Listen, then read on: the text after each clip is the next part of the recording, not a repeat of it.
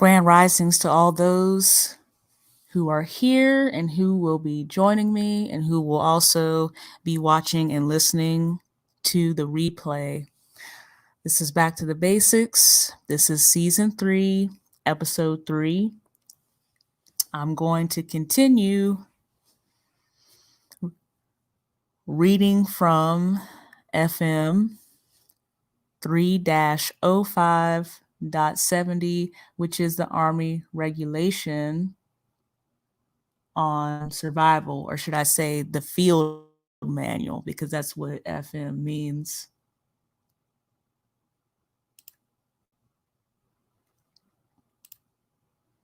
I did put a few resources in the chat. First of all, the resource, the link is in the description box. It is also in the chat from where I will be reading from. This is unclassified information. Also, it's highly encouraged that anybody watching or listening download the Deployed Medicine app. I know there are, medics out there on the civilian side. I highly recommend that, first of all, everybody download the app or visit the website, deployedmedicine.com. Also, this is just my personal opinion. I don't believe anybody should be graduating high school without knowing how to save somebody's life as far as to be CPR certified. BLS is very important, basic life support, knowing at the appropriate depth and rate of applying compressions to someone's chest. And of course, that one breath every 5 to 6 seconds. Again, it's actually 100 to 120 compressions per minute. I don't think anybody should graduate high school without at least that, because that's an important life skill. Here again, this is sort of like an illustration. I will be talking a little bit about, the bug out bag. Again, the mask up there, this was just one of those things I had found. Water, of course, can't live without water. But right now, in this particular chapter, we're going to be highlighting as far as field medicine.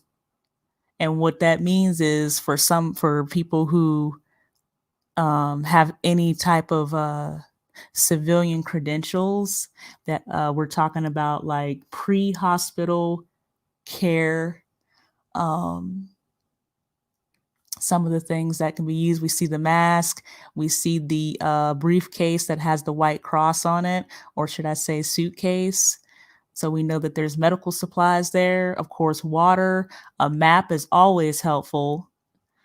I do believe later on I will be covering the regulation on land navigation, or should I say that the TC on land navigation. Flashlight, glasses, rechargeable batteries, a whistle. You can have wallet and your credit cards. Again, that bandage looks like there's a bandage there. Soup, some non-perishable items. And then we have tools over here. We see a multi-tool over here.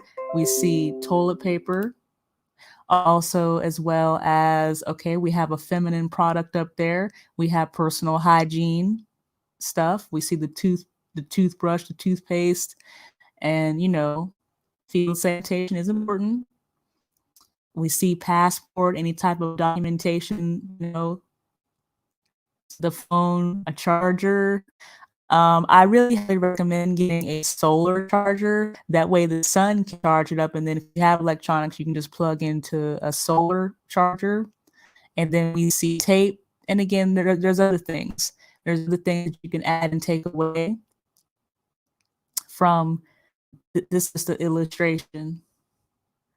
Also, I think that right over there looks like a mirror. And a mirror is not just for looking at yourself. It can also be used as a signaling device. But I'm going to move this off of here, and I'm going to share the stream. Well, share the screen, should I say. Let me see what I have here. I'm going to share that. I have to take that thing off of there, though. There we go. I'm going to move myself out of the way.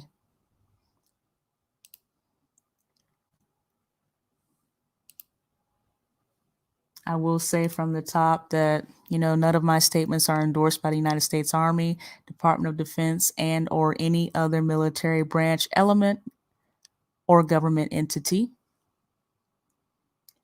I am simply here to help us as a people to get some of us out of this lackadaisical mindset. I understand some people may or may not have ever, picked up a firearm and shot, or they might not have ever went camping, or they might not have ever looked at situations from a tactical perspective. But that's what I'm here to help some of us do who don't have that mindset. So let me go here. So this is chapter 4 of FM 3-05.70. Survival. So chapter 4 is basic survival medicine or field medicine.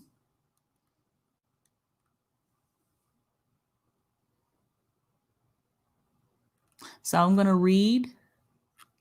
This is the only chapter I'm going to cover today because medical, it's often overlooked until that, oh crap, when stuff hits the fan moment. So that's why I'm going to be covering this. So basic survival medicine. Foremost among the many problems that can compromise your survival ability are medical problems resulting from unplanned events, such as a forced landing or crash, extreme climates, ground combat, evasion, and illness contracted in captivity.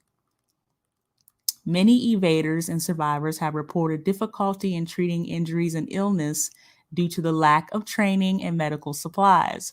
For some, this led to capture or surrender.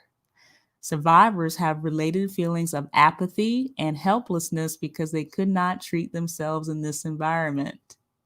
The ability to treat yourself increases your morale and aids in your survival and eventual return to friendly forces. Now, again,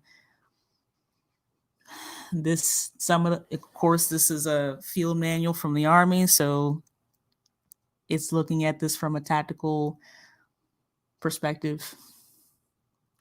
One man with a fair amount of basic medical knowledge can make a difference in the lives of many. Without qualified medical personnel available, it is you who must know what to do to stay alive. So oftentimes, this is why in the Army we have, combat lifesaver first, and that is for everybody. And we also have TC3, which is Tactical Combat Casualty Care.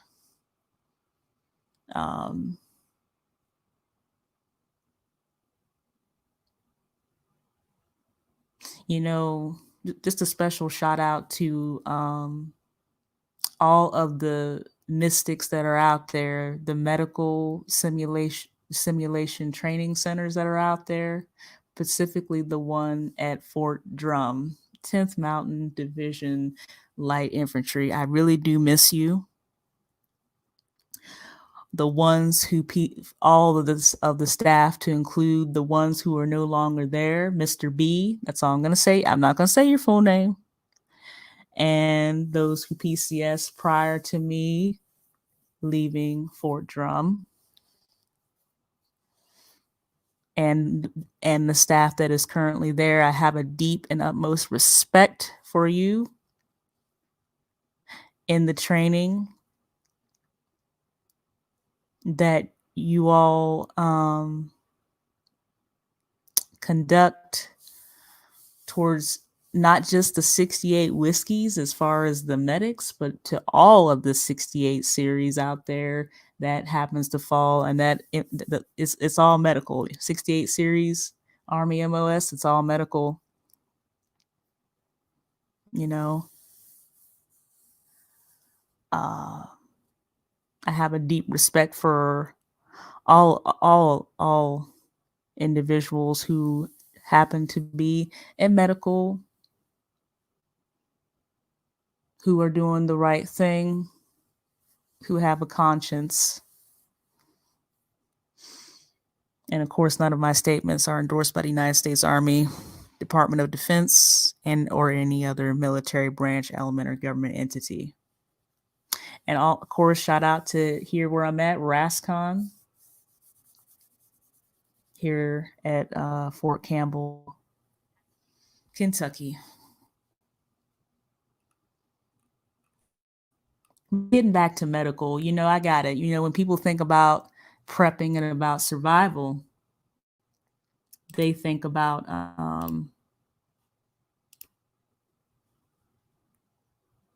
hey DOD, what's going on? How you doing? And 89 TV. Yeah, I'm just trying to cover this again for medical. I'm gonna try not to be up here long. I'm gonna cover one chapter of this regulation. This, you know, Army regulations are long, and it just is what it is. So the requirements for maintenance of health. But thank you for being here. To survive, you need water and food, of course. You must also have apply high personal hygiene standards. You got to keep yourself clean. I know outdoors and stuff, but you got to keep yourself clean. Of course, your body. We lose water, sweating, urination, defecating. Yes, when you poop, you lose water as well as waste and toxins. Yep. Average daily 68 degrees. The average adult loses what is it? Okay, so therefore the average adult requires 2 to 3 liters of water daily. And other factors such as heat exposure, cold exposure, intense activity, high altitude, burns, or illness can cause your body to lose more water. You must replace this water. Water, water, water. You can't get around it. Dehydration. Again, which depending upon how severe the dehydration can really look like because hypovolemic shock, it can really look like something else is going on. So dehydration results from inadequate replacement of lost body fluids, not just water, but also electrolytes, you know, sodium, magnesium, you know, potassium, chloride. It decreases your efficiency, and if you are injured, it increases your susceptibility to severe shock, of which I was speaking of. Consider the following results of body fluid loss. A 5% loss results in thirst, irritability, nausea, and weakness. Okay, that's already bad. A 10% loss results in dizziness, headache, inability to walk, and a tingling sensation in the limbs. See that? That is really bad. So now that's affecting what? Movement. At 15% loss results in dim vision. Oh, okay. Painful urination, swollen tongue. Okay, that's bad. Deafness and a numb feeling in the skin. And a loss greater than 15% may result in death. So yes, we cannot live without water. Can't do it. The most common signs and symptoms of dehydration are, here we go, dark urine with a very strong odor.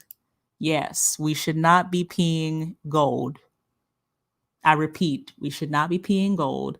Low urine output. That is bad because, as one of my instructors at the Mystic says, you know, death begins with the kidneys. I remember him saying that specifically. And if you're getting low urine output, that means something is going on with those kidneys. It is bad juju. Dark sunken eyes, yes. And you know what else? You know the sclera, which is the white of the eye. If that appears to sort of have like a graying, looking at silver, how silver tarnishes and it grays over. If you have that appearance, like if somebody has that appearance, as far as with their sclera, that also means that they are dehydrated. So dark sunken eyes, yes. If the sclera looks like there's a graying, yes, that person is dehydrated. Fatigue, emotional instability, loss of skin elasticity. That is a big one too. Delayed capillary refill in fingernail beds. So again, if pinch somebody's nail bed or their finger, the color is supposed to come back really under 2 seconds. If it's longer than that, then that is a problem. There is a what? Circulation issue going on. Trench line down center of tongue. Yes, that trench line down the center of the tongue, that's bad. And thirst. And here we go. You should replace the water as you lose it.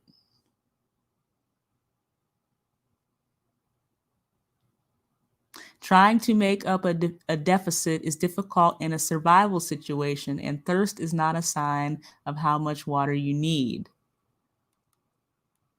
Most people cannot comfortably drink more than 1 liter of water at a time. So even when not thirsty, just drink small amounts of water at regular intervals each hour to prevent dehydration. So really, you should be sipping throughout the day.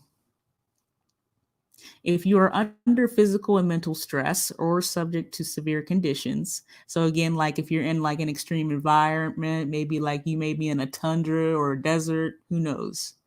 Increase your water intake. Drink enough liquids to maintain a urine output, here we go, of at least 0.5 liters every 24 hours.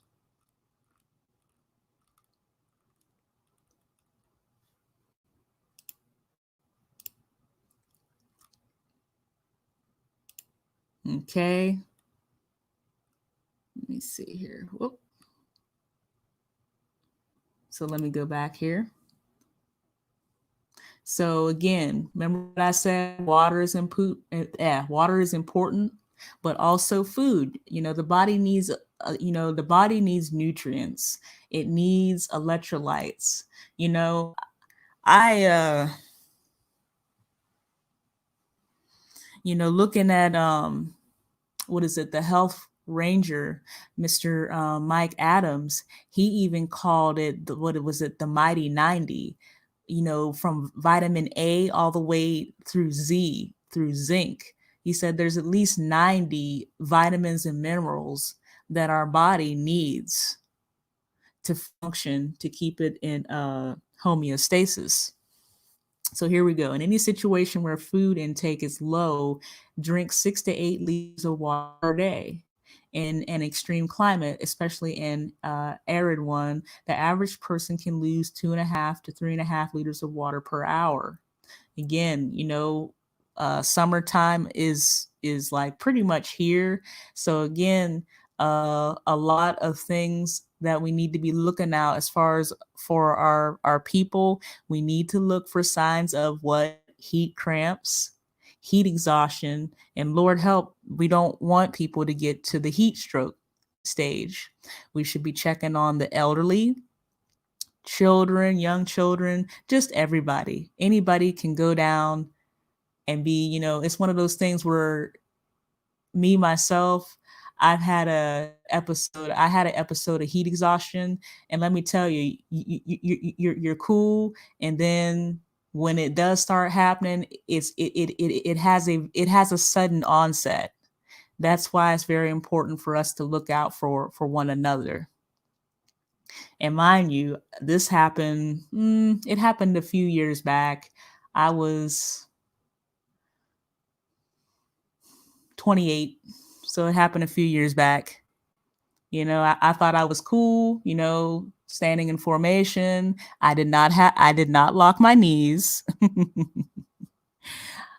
You know, uh, but man, that sun came out, and it was like I started to get tunnel vision. It was like seeing, Porky Pig at the end of the Looney Tunes, episode where everything sort of starts like sort of tunneling towards the center. Yeah, it was like that. And I felt myself lean, I felt myself wanting to like literally pass out. So I took a knee and I drank water and I was okay. I'm like, no, I'm not passing out. I do not want a core temp.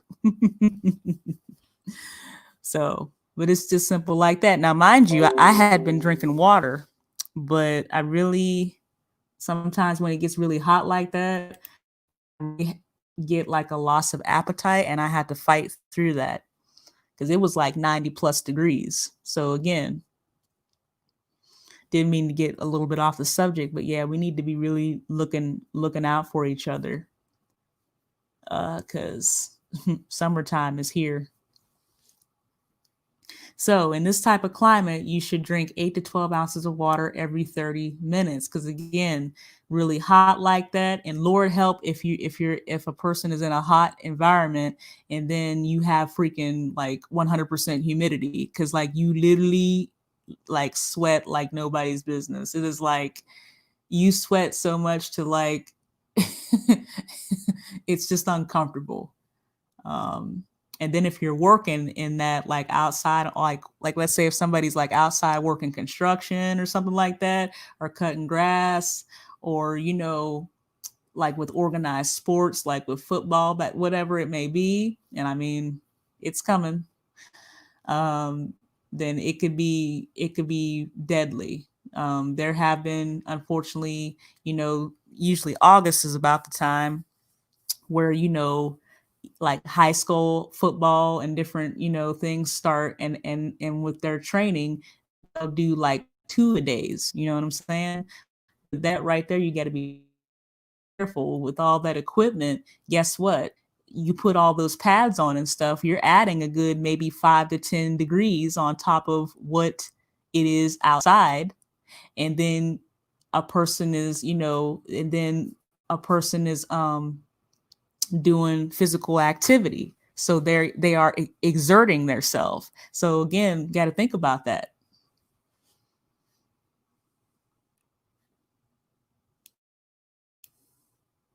Y'all forgive me because y'all know I'd be seeing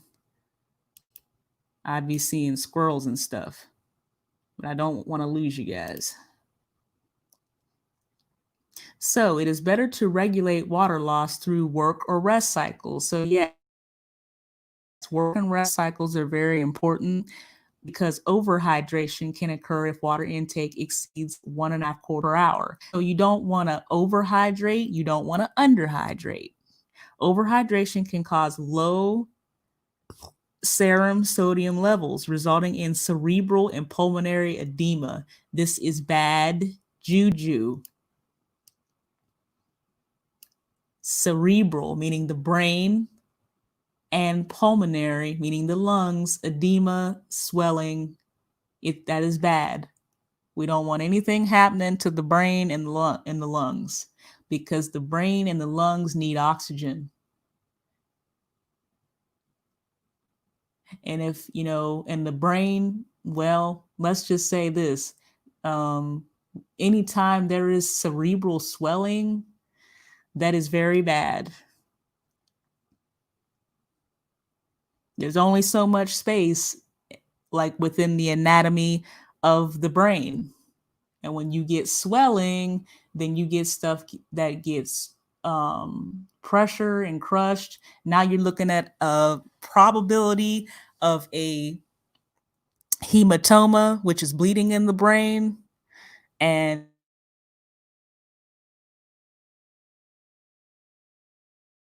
brain injury that could rate anywhere from mild to moderate to severe TBI. And then if you start getting stuff that starts crushing down on the neck, then it's just pretty much over. Because if you have anything happen to to your cerebral spinal cord at C3, 4, and 5, you're not going to be alive. And that's why at the end of that sentence, it says, which can lead to death.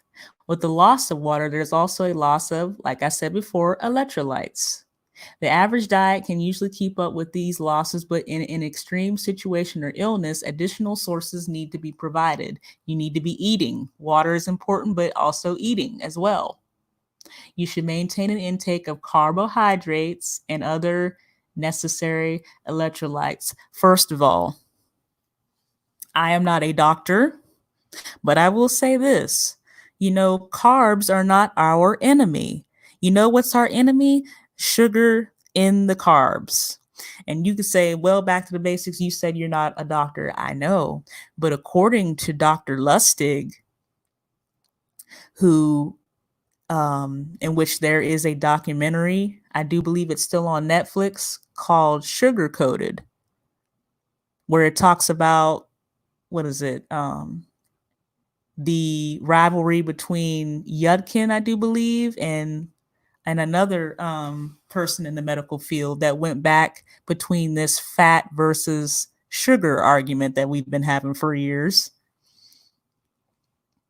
But it's the sugar in the carbs. You can have a white potato or you can have a sweet potato, which is lower on the glycemic index, which measures the concentration of sugar in food.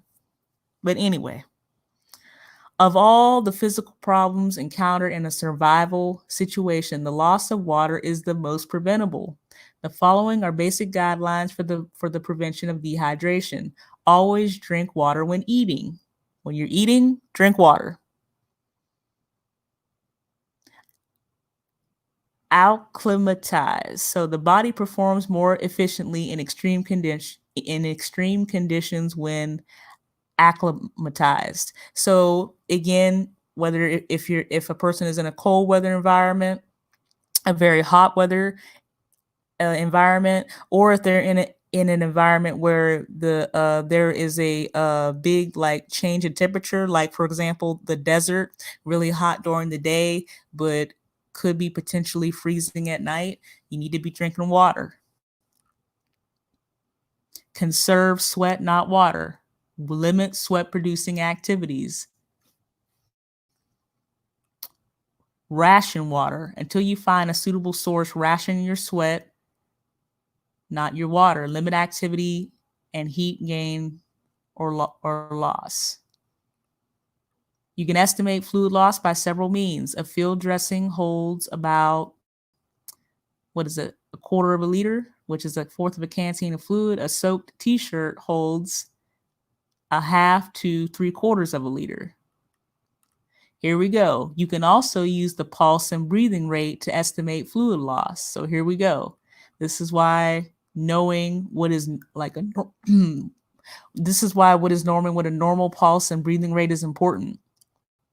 With a 1/4 liter loss of water, the wrist pulse rates will be under 100 beats per minute and the breathing rate 12 to 20 breaths per minute. And that is all considered normal for the average adult. So breathing 12 to 20 breaths per minute and then a pulse 60 to 100 is considered normal. With a 3/4 to 1.5 liter loss, the pulse rate will be 100 to 120. So that's a little bit elevated per minute and 20 to 30 breaths per minute. Okay, so now this person is showing signs of respiratory distress. And then with a 1/2 to 2 liter loss, the pulse rate will be 120 to 140 per minute and 30 to 40 breaths per minute. Okay. Vital signs above these rates require more advanced care. So now we're going to talk about food.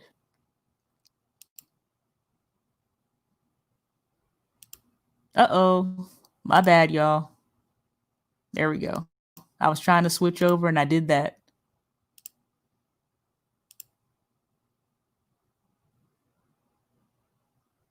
Alma of Earthia, how you doing? Doctors aren't nutritional experts. Well, you know what? You are correct, because if that doctor is a dietitian or a nutritionalist, then they have not gone through hardly any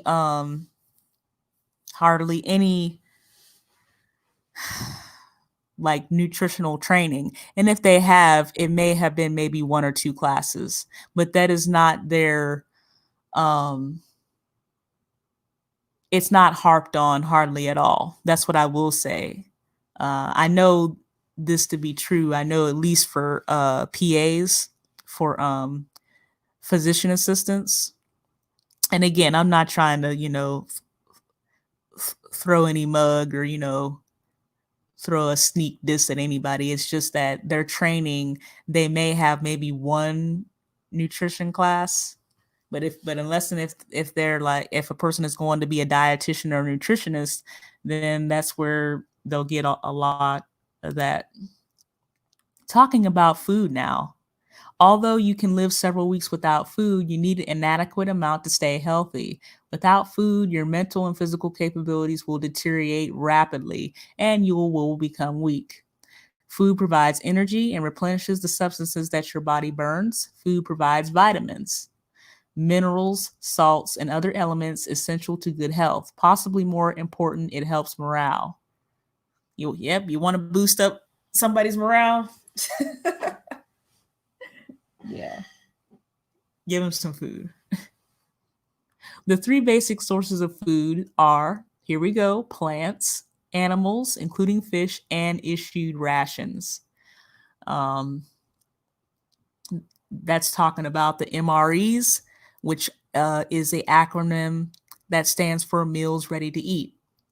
In varying degrees, both provides the calories, carbohydrates, fats, and proteins needed for normal daily body functions. We need all those. We need carbs, we need fats, and when I mean fats, that means not trans fat. We need unsaturated and what was it? Mono unsaturated fats and proteins. Build up those muscles. You should use rations to augment plant and animal foods, which will extend and help maintain a balanced diet. Calories are a measure of heat and potential energy. Now, what's so important about heat? I'm going to harp on a little bit about hypothermia right now. The 4th leading cause of death is on the battlefield is hypothermia. The body needs heat. Why does the body just needs heat? The body needs to maintain a certain core temperature in order for the blood to clot. This is why hypothermia, one of the reasons why hypothermia is so important. If the body is not warm enough, that means that the body is now unable to form a clot. And then if the person is bleeding, and if bleeding is not controlled, they're pretty much done for. The average person needs 2,000 calories per day to function at a minimum level. Now, the average person, I know on cereal boxes, they usually have, what is it? The daily value as far as calories. And usually what we see is 2,000 and 2,400, which again is really more than what it should be. Because 2,000 and 2,400, that is more so for I could see 2,000 for an adult male, but even 2,400 is pushing it. You know what I mean? At a minimum, me being a female, I should be consuming at a minimum 1,200, really 1,200 to 1,500 calories. And for a male, at a minimum, a male should be consuming 1,500 to 1,800. So I think that number, again, it's that round number that I don't know who came up with, but anyway, it is what it is. An adequate amount of carbohydrates, fats, and proteins without an adequate calorie intake will lead to starvation. So again, just like I was saying, that number 2,000 calories per day is average, but everybody is different. And Everybody has a different metabolic rate. So what I need and what somebody else need is going to be different. But what happens is when you don't get enough, of calories, then that will lead to starvation and cannibalism of the body's own tissue for energy. So pretty much what will happen is, just to make a long story short, the body will unfortunately start feeding off of the muscle. It'll get to the point where it'll feed off the muscle and the fat that you have. You know what I mean? And that's how, for people who are, fighting eating disorders like bulimia or the other one I can't even think of right now. But my mind just went blank. Oh, anorexia. There we go. For those who are fighting anorexia and bulimia, that's why you see, sort of how they present as far as their physical appearance. Plants. Let's talk about plants. Plant foods provide carbs, the main source of energy. Many plants provide enough protein. Here we go. Right here. So I know people, when they think of protein, they think of meat.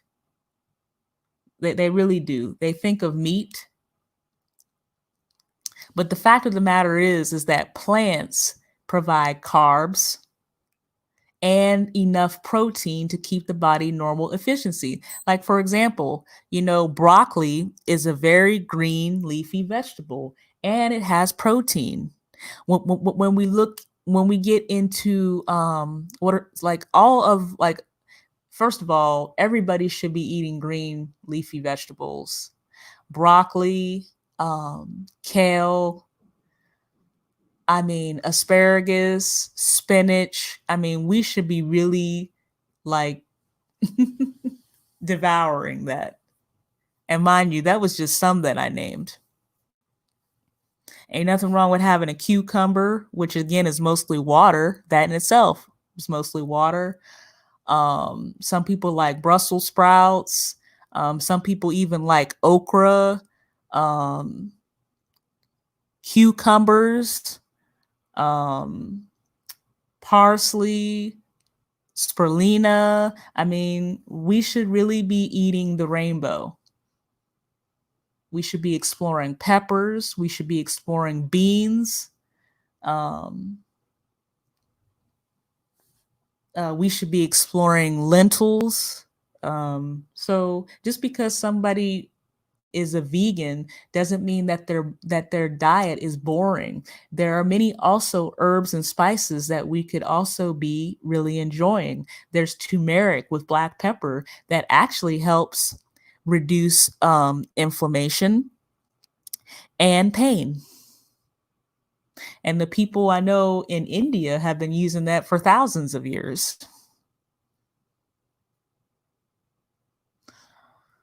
Okay, I went on a rant, but anyway. But shout out, and I know where some of you are thinking, well, where can I find all these sources? Well, if you go on Netflix and if you watch Forks Over Knives, a special shout out to Dr. Colin T. Powell. Colin T. Campbell, excuse me. Dr. Colin T. Campbell and Dr. from the Cleveland Clinic, Dr. Eccleston from the Cleveland Clinic, because both of those men have been in medicine for a very long time. And if you watch Forks Over Knives, Dr. Colin T. Campbell, he did a China study that was very comprehensive, that I know that the book is available on Amazon. But yeah, just go check out Netflix. You have to take my word for it. They're doctors, and they've been doctors for decades. Although plants may not provide a balanced diet, they will sustain you even in the Arctic, where meats Heat-producing qualities are normally essential. Many plant foods, such as nuts and seeds, here we go, will give you enough protein and oils for normal efficiency. So we can't forget about nuts and seeds. Whether if it's sunflower seeds, pumpkin seeds, can't forget about that. Roots, here we go. Green vegetables, already, did my spill on that. And plant foods containing natural sugar will provide calories and carbohydrates that give the body natural energy. Now, notice what that says. Natural sugar, not that high fructose corn syrup and fructose and glucose and all those other sugar, all the other, names for sugar that the companies got going on. The food value of plants becomes more and more important if you are eluding the enemy or if you are in an area where wildlife is scarce. For instance, you can dry plants by wind, air, sun, or fire.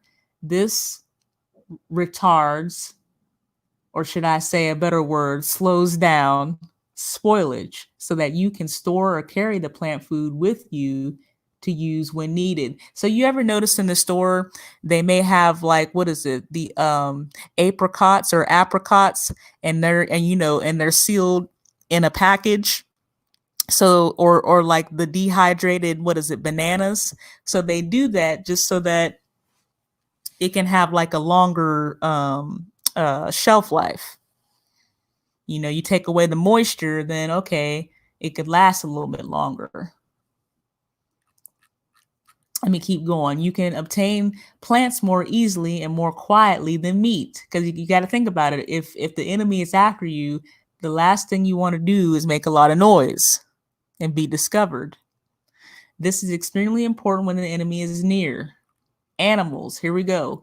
Meat is more nourishing than plant food. I'm not going to get into that debate. In fact, it may even be more readily available in some places. However, to get meat, you need to know the habits of and how to capture the various wildlife. Okay, to satisfy your immediate food needs, first seek the more abundant and more easily obtainable wildlife, such as insects, crustaceans, mollusks, fish, and reptiles. They can satisfy your immediate hunger while you are preparing traps and snares for larger game. Personal hygiene, here we go. We got to keep it clean.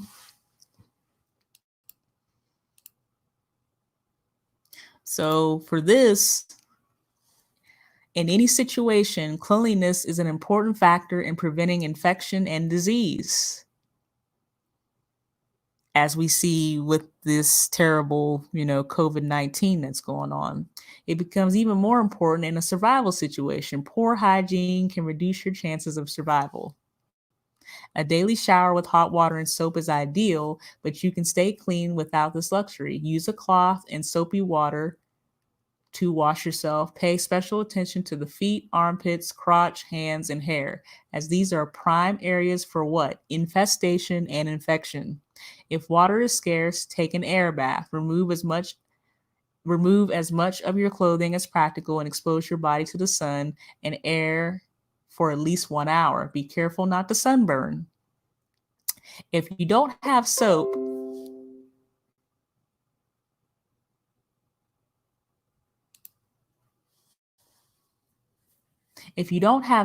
use ashes or sand, or make soap from animal fat and wood ashes if your situation allows. To make soap, here we go. Extract grease from animal fat by cutting the fat into small pieces and cooking it in a pot. Add enough water to the pot to keep the fat from sticking as it cooks. Cook the fat slowly, stirring frequently. After the fat is rendered, pour the grease into a container to harden. Place ashes in a container with a spout near the bottom. Pour water over the ashes and collect the liquid that drips out of the spout in a separate container. This liquid is the potash or lye. Another way to get the lye is to pour the slurry, the mixture of ashes and water, through a straining cloth. In a cooking pot, mix 2 parts grease to 1 part lye. Place this mixture over a fire and boil it until it thickens. So there you go.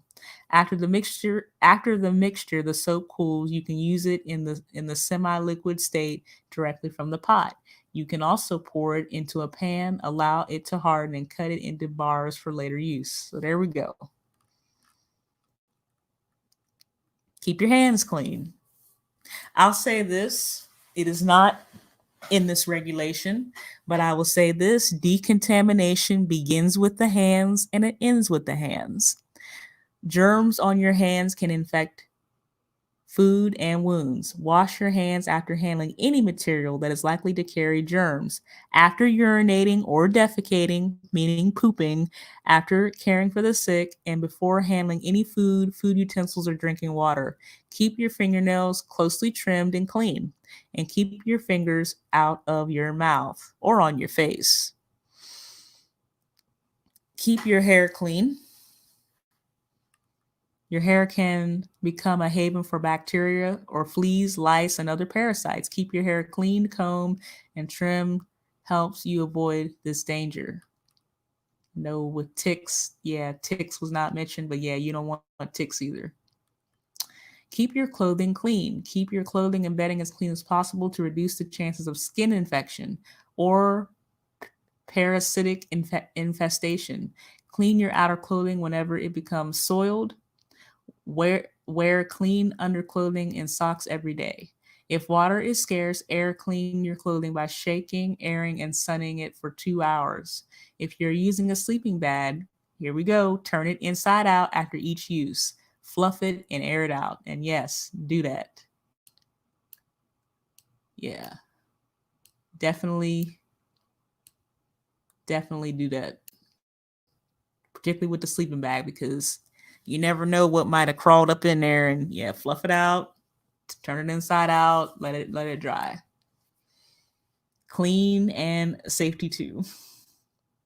Keep your teeth clean. Thoroughly clean your mouth and teeth with a toothbrush at least once every day. If you don't have a toothbrush, make a chewing stick. Find a twig about 20 centimeters or 8 inches long and 1 centimeter or a third inch wide. Chew one end of the stick to separate the fibers. Then brush your teeth thoroughly. Another way is to wrap a clean strip of cloth around your fingers and wipe your teeth with it to wipe away food particles. You can also brush your teeth with small amounts of sand, baking soda. There we go. A lot of people, there's I know YouTube University, there's a lot of people on here who know how to make soap. Shout out to Motivating You to Win. I know Sister Sharon, she makes soap. And I do believe 22nd Century Woman as well. She has various products, which is a family-owned business, not just soap, but also products for our hair. I'm going to have to see. I'm going to have to probably add them to the description box. But baking soda, a lot of people have used baking soda to, use that as one of the ingredients to make toothpaste. Also, flossing your teeth with string or fiber helps oral hygiene. Another thing with floss, floss can be used as first of all to sew up wounds if you know how to suture now. Which I do encourage people to learn how to do. If a person knows how to suture, again, that right there can help with wound closure. However, never close a dirty wound, because then that potentially causes infection, almost, if not always. But also, you can use that as if you don't have fishing line, then you can use that to fish. So again, I highly recommend you put dental floss in your bug out bag, or at least have it down for the list. Every little bit counts, and that's something that can be used. We don't want to identify items that have multiple uses. Let me go to 4-28. If you have cavities, you can make temporary fillings by placing candle wax. Look at that. Tobacco, hot pepper, toothpaste or powder, or portions of a ginger root into the cavity. Shout out to ginger root. Make sure you clean the cavity by rinsing or picking the particles out of the cavity before placing a filling in the cavity. Take care of your feet, man. Or should I say person? I'm so used to saying it like that. Yeah, you got to take care of your feet. Everybody has to do that. Should do that anyways. To prevent serious foot problems, break in your shoes before wearing them on any mission. And that's with anything, be breaking in new shoes like in a survival situation, very uncomfortable. Wash and massage your feet daily. Trim your toenails straight across. Wear an insole in the proper size or dry socks. Powder and check your feet daily for blisters. Yeah, got to be checking out for blisters. If you get a small blister, do not open it. An intact blister is safe from what? Infection. Apply a padding material around the blister to relieve pressure and reduce friction. Moleskin, as some people call it. If the blister bursts, treat it as an open wound. Clean and dress it daily and pad around it. Leave large blisters intact. To avoid having the blister burst or tear under pressure and cause a painful and open sore, do the following. Open a sewing type needle and a clean or sterilized thread. Run the needle and thread through the blister after cleaning the blister. Detach the needle and leave both ends of the thread hanging out of the blister. The thread will absorb the liquid inside. This reduces the size of the hole and ensures the hole does not close up. Pad around the blister. There you go. And of course, getting rest is very important.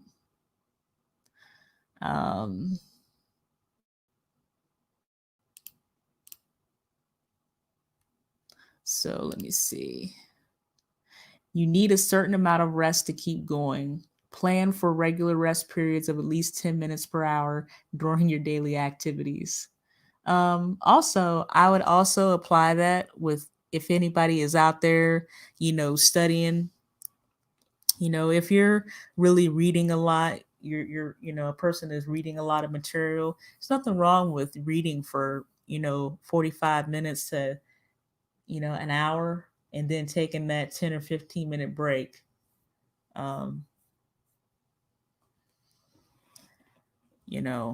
There's nothing wrong with that. Gotta give your mind a little bit of rest to take that 10, 15, maybe depending upon what material it is, you may have to take 20 minutes. But yes, definitely sufficient rest is important.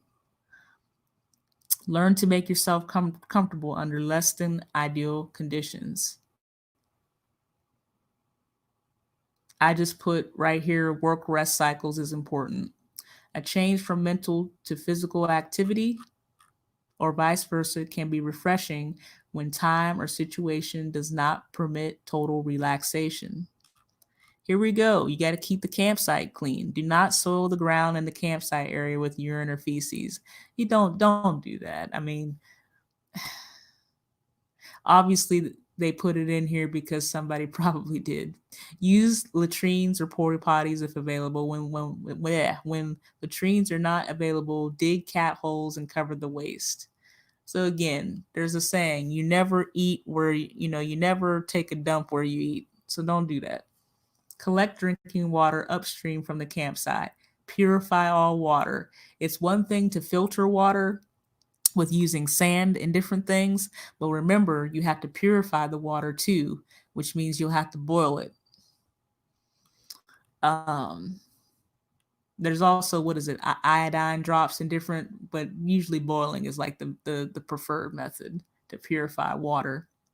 Medical emergencies, here we go. Now we're getting into it.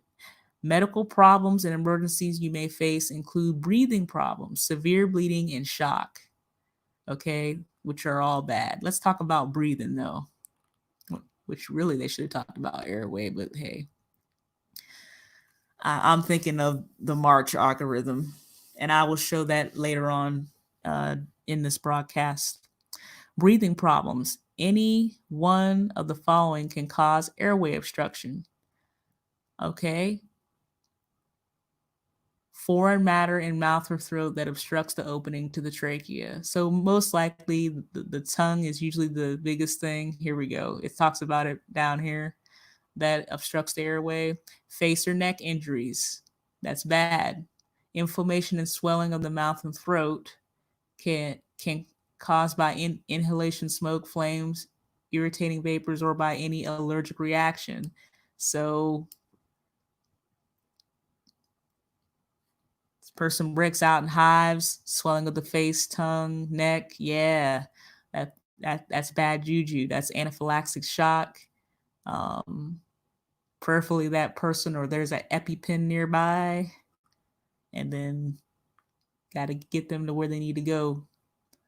That would be in the, but if it's tactical,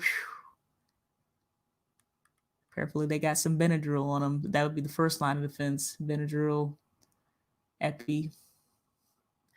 Kink in the throat caused by the neck bent forward so that the chin rests upon the chest.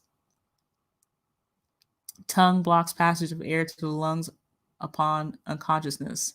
When an individual is unconscious, the muscles of the lower jaw and tongue relax as the neck drops forward, causing the lower jaw to sag and the tongue to drop back and block the passage of air. Bleeding, here we go. Severe bleeding. Severe bleeding from any major blood vessel in the body is extremely dangerous, particularly the femoral artery or the carotid artery. It's bad. The loss of 1 liter of blood will produce moderate symptoms of shock. The loss of 2 liters will produce a severe state of shock that places the body in extreme danger. The loss of 3 liters is usually fatal.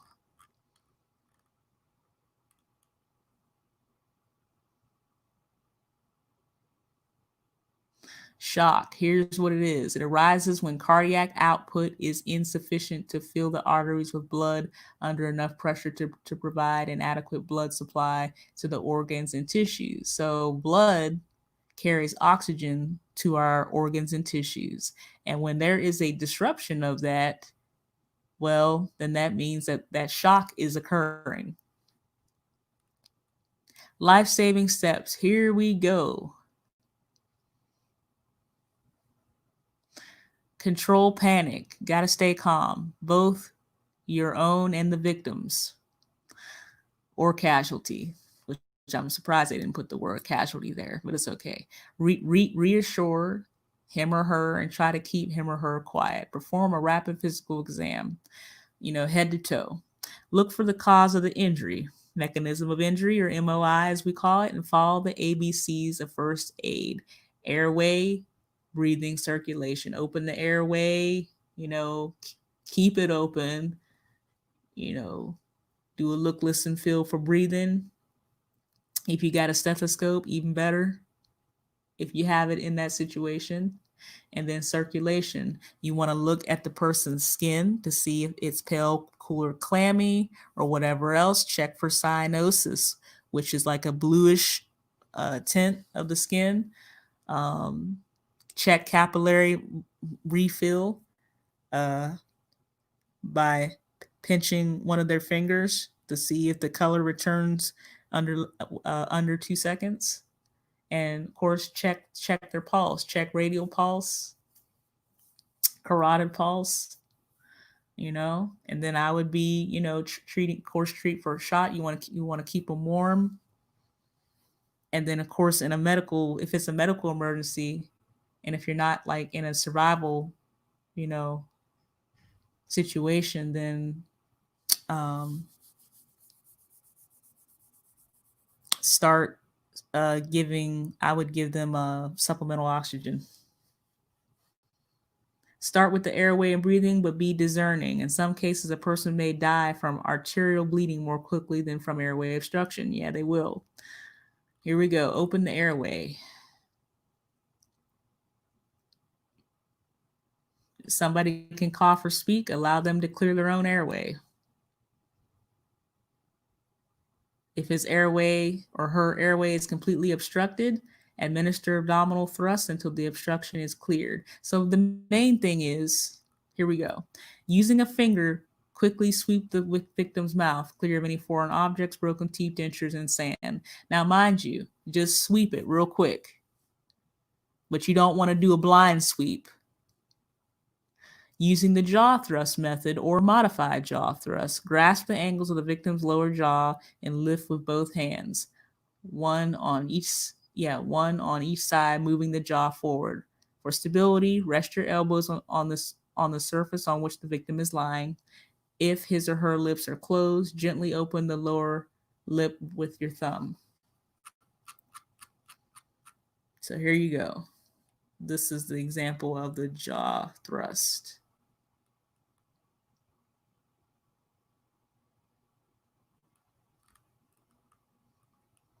Here we go. With the victim's airway open, pinch his nose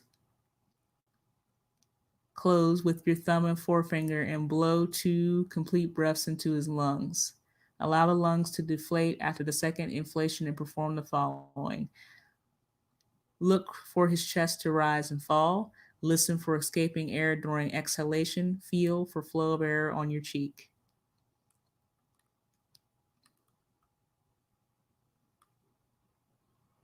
If the forced breaths do not stimulate spontaneous breathing, maintain the victim's breathing by performing mouth-to-mouth resuscitation. Really, people are getting away from mouth-to-mouth resuscitation, not just due to, COVID-19, but if you have something like a pocket mask so that there's something in between you and, then do that. And if you have a BVM, even better. But do what you can in the situation. There is danger of the victim vomiting during mouth-to-mouth resuscitation. So here's where you'd want to put them in the recovery position, or the drunk man position, as they say. You want to lay them on their side so that they don't choke on their own, vomit if that were to occur. Check the victim's mouth periodically for vomit and clear as needed. So if people, you never know, someone may be high speed. And if you don't have a suction, they have those little things that, that people say, like, what is it? The little, what is it? The booger suckers, I guess they call them, for like little babies. There's also syringes you can use if you have like a 60cc syringe to help suction. So there's various things that can be used.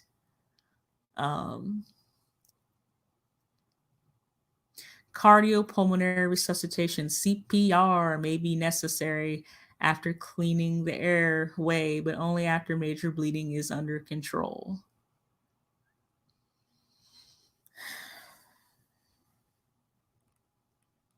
Now that we're talking about CPR, I am going to do this at this point just because it's relevant to what we're talking about. Because again, CPR to me is important, and I'm going to put this up here. This is Basic Life Survey. Shake somebody, hey, are you okay? And you check for their breathing no more than 10 seconds. If not breathing, continue. Call, hey, activate EMS. Hey, call 911. And if, get an AED, automated external defibrillator. And if you are the only provider, hey, you gotta, hey, pull out your cell phone, call 911, and then assess for the pulse, the carotid, for 5 to 10 seconds. And then, hey, if there's nothing going on, no pulse, start CPR. Got to start those compressions. 100 to 120 compressions per minute. What is it? What's that song? What I'm staying alive.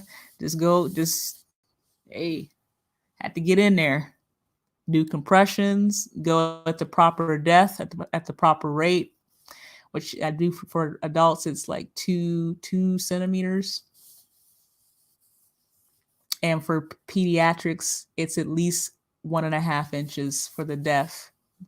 The rate being the same if you're the single provider. 30 compressions, then of course 2 breaths. And then a cycle of 2 minutes, and then prayerfully somebody is there to help you, because after a while you get tired.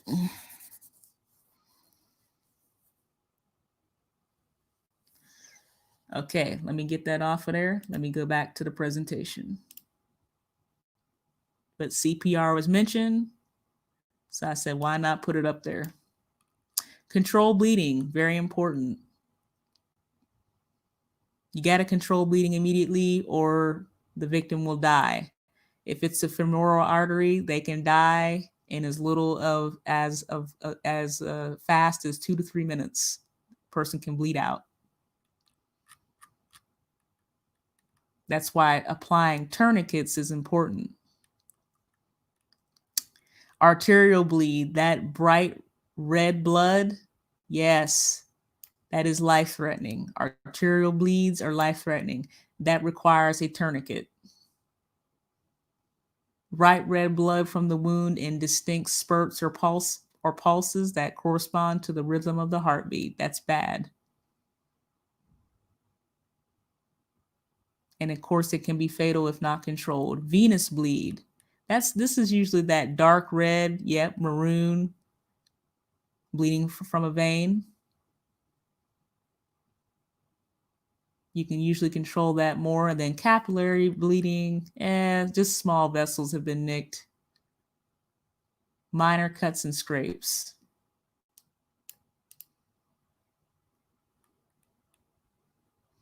Direct pressure, but again, if it's arterial bleed, don't even think about direct pressure. Just get a tourniquet. Get a tourniquet. Direct pressure, of course, those pressure points.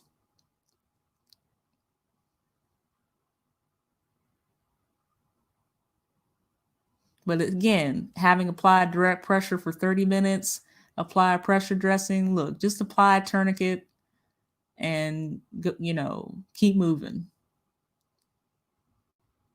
Tourniquet high and tight.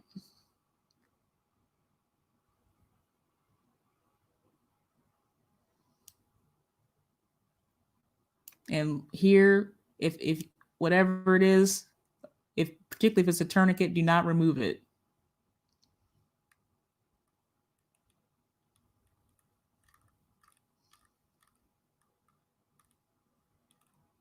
There we go. Here's an example of a dressing.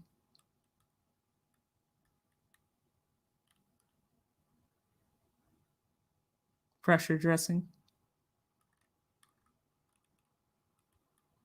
Leave the pressure dressing in place for 1 to 2 days, after which you can remove and replace it with a small dressing. In the long-term survival environment, make fresh daily dressing changes, inspect for signs of infection. Here we go. Elevation, raise an extremity. But of course, with a snake bite, you want to keep it low. Yeah, snake bite, you want to do the exact opposite. Just remember that.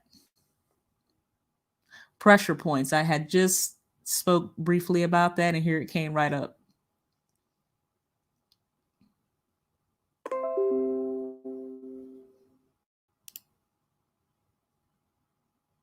So here we go. You can use digital pressure on a pressure point to slow arterial bleeding until the application of a pressure dressing. Really, if it's arterial bleeding, don't even think about a pressure dressing. You need to think about a tourniquet.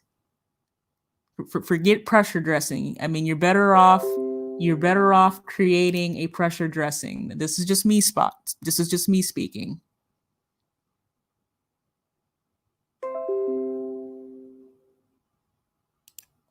So here are the pressure points.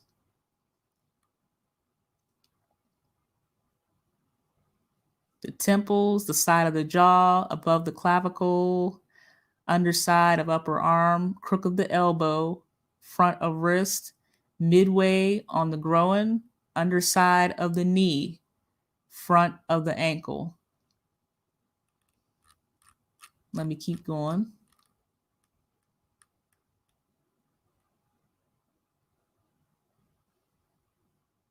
And this right here, again, probably because somebody did it.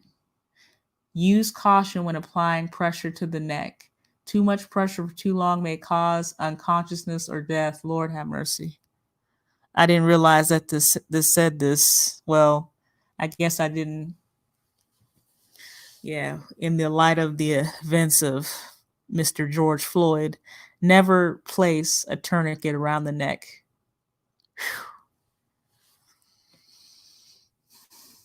Maintain pressure points by placing a round stick in the joint, bending the joint over the stick, and then keeping it tightly bent by lashing. By using this method to maintain pressure, it frees your hands to work in other areas. But look, I mean, that warning, Lord have mercy.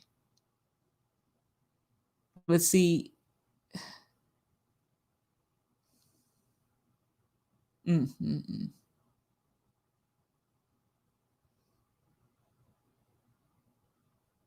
I know this says too much pressure may cause, for too long, may cause unconsciousness or death, but it will cause it.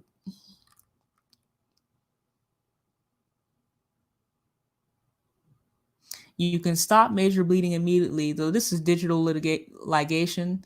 You can stop major bleeding immediately or slow it down by applying pressure with a finger or two on the bleeding end of the vein or artery. Again, keep it simple, sweetheart. As my one instructor in criminal justice said, Professor B, there's, whatever you saw on TV, just apply the tourniquet. Just apply the tourniquet in a emergency like that, when muscle memory takes over. Just apply the tourniquet. Don't worry about doing no digital pressure, no pressure points. Apply the tourniquet. Stop the bleeding as soon as possible. Tourniquet. Thank you. Finally. Whew.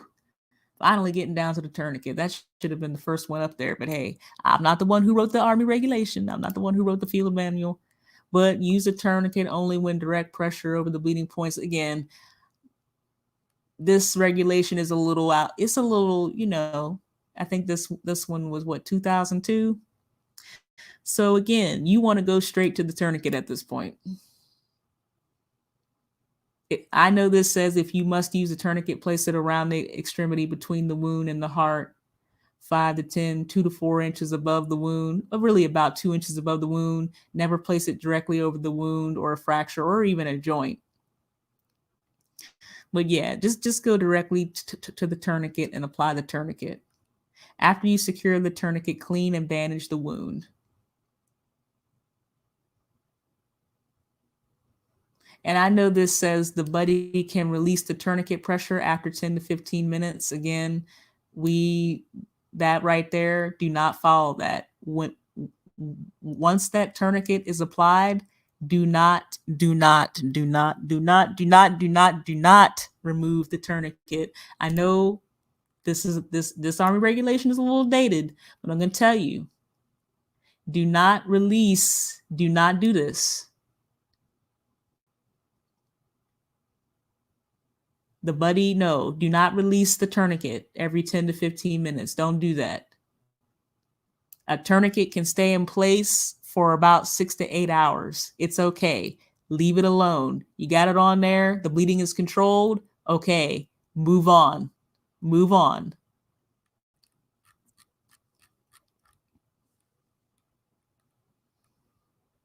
This is looking at, what is it? I think an improvised tourniquet with a cloth and a stick to use as like a windlass to secure it. There you go. Application of a tourniquet, that this is improvised. Okay.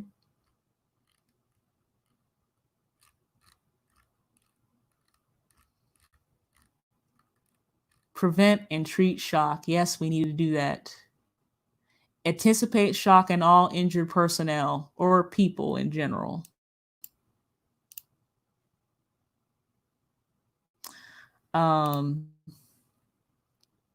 Treat all injured people, regardless of what symptoms appear.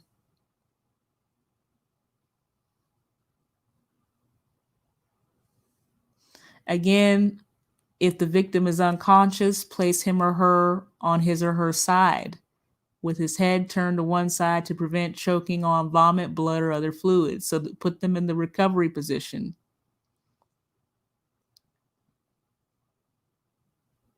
Again, maintain body heat by insulating the victim from the surroundings. Again, a sleeping bag system is really good. A wool blanket, keep the victim warm and dry. Well, I shouldn't say victim. Keep the casualty or the injured person warm or dry. Because victim, really, casualty would be a better word.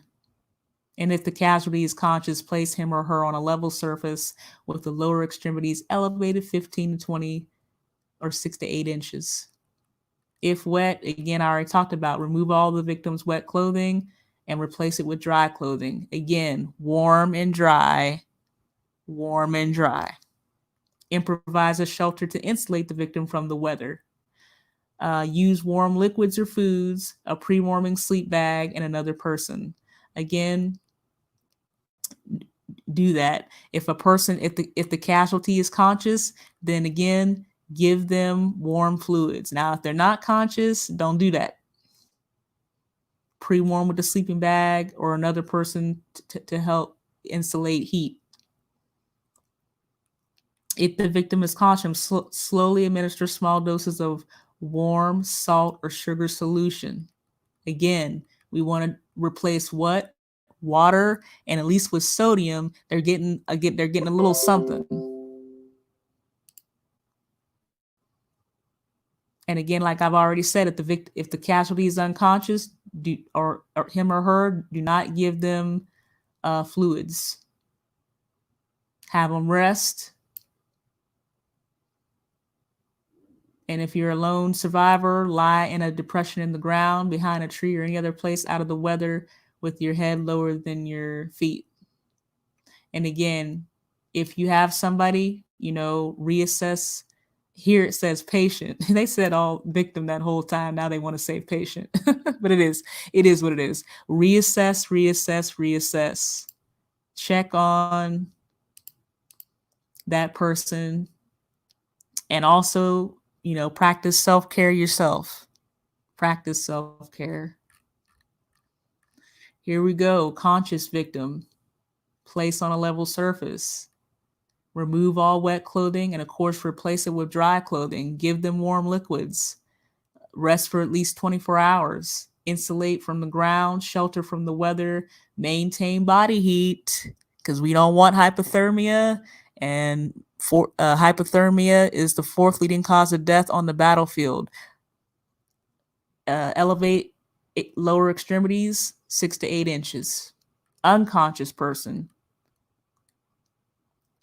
You want to place them on their side to prevent them from choking on vomit, blood, and other fluids. Do not elevate extremities. Do not administer fluids. Of course, not orally. Don't administer fluids orally.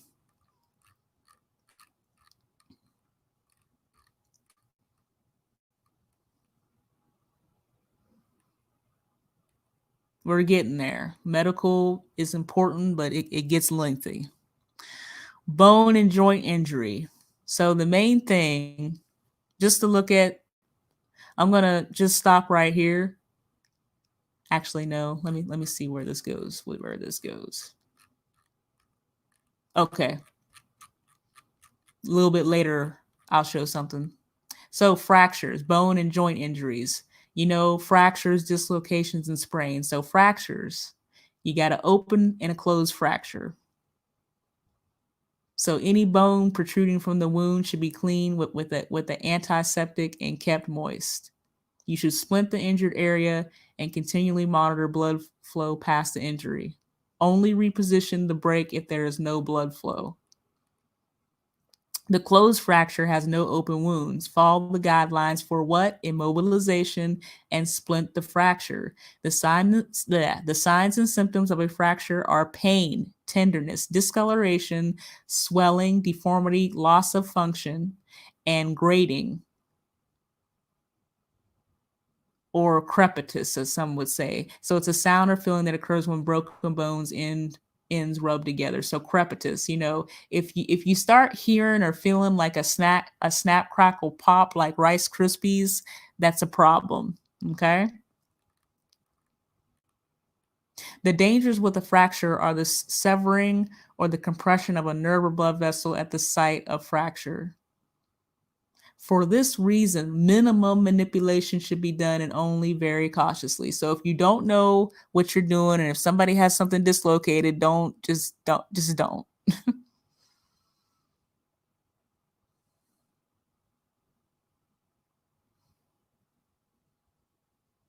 So if you notice the area below the break becoming numb, swollen, cool to the touch, or turning pale, and the victim showing signs of shock, a major vessel may have been severed. You must control this internal bleeding. Reset the fracture and treat the victim for shock and replace lost fluid. So listen, only do what you know, what you can do. If you do try to reset it, only try to reset one time. And then after that, make an honest attempt to get that person or yourself to a medical treatment facility ASAP. Of course, splint, immobilized splint, uh, monitor for shock, reassess, all that. Replace fluids if you can. If they're unconscious, then don't even make an attempt to give anything orally or by mouth. Often you must maintain traction during the splinting and healing process.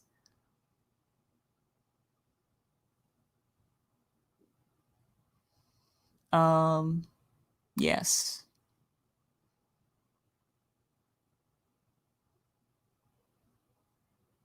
Here we go. So a traction splint. You can make an improvised traction splint using natural material. Here we go. Look at how this traction splint is looking. Here we go.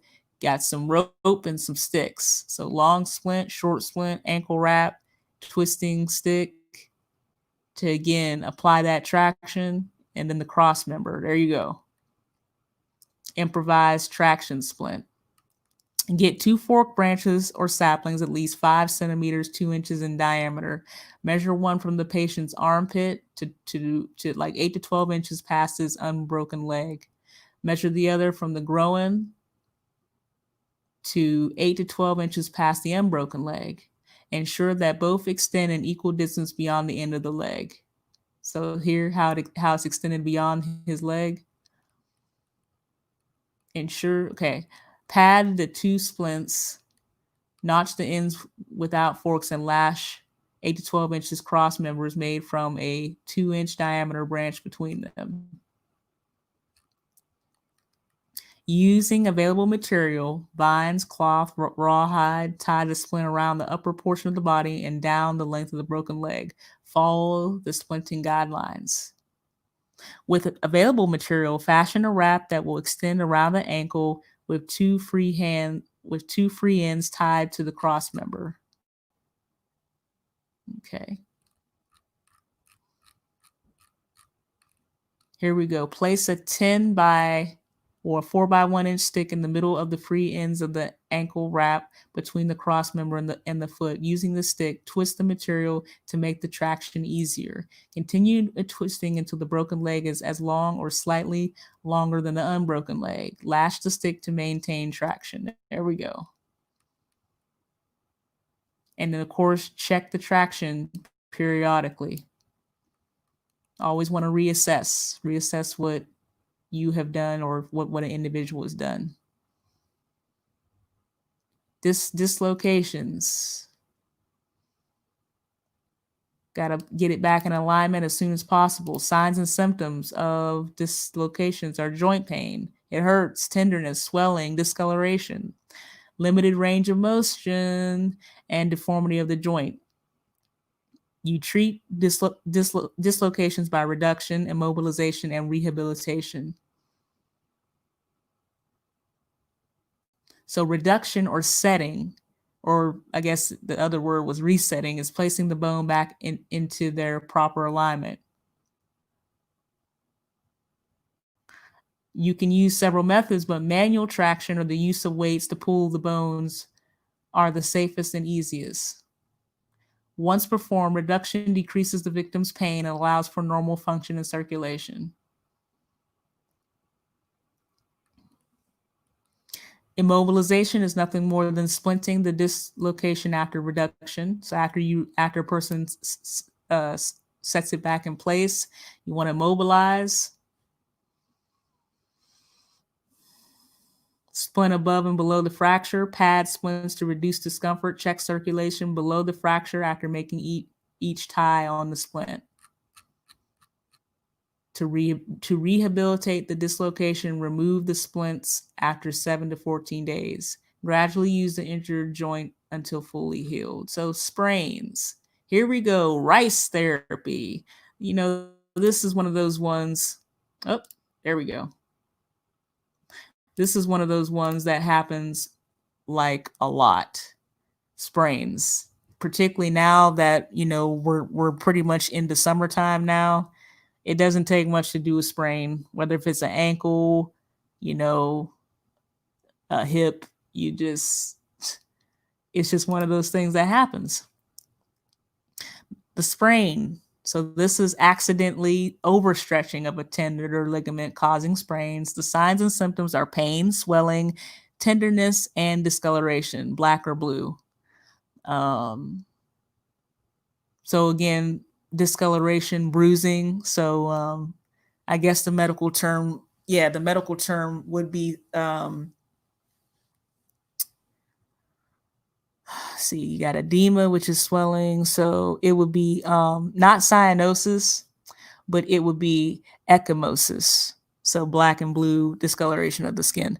Okay, so how do you treat that? Rice therapy. Rest injured area, ice for 24 to 48 hours, compress, wrap, or splint to help stabilize. You know, there's a lot of different wraps out there for the ankles. There's, you know, knees. There's KT tape to actually help with the, you know, and there's ACE wrap too that a person can use and then elevate the affected area. So rice.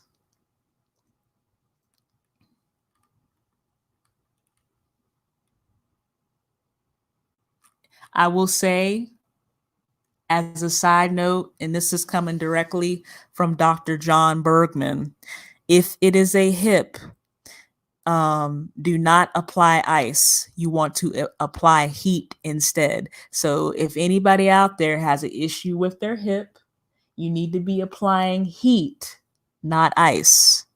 And this is coming from a doctor. This is coming from a chiropractor.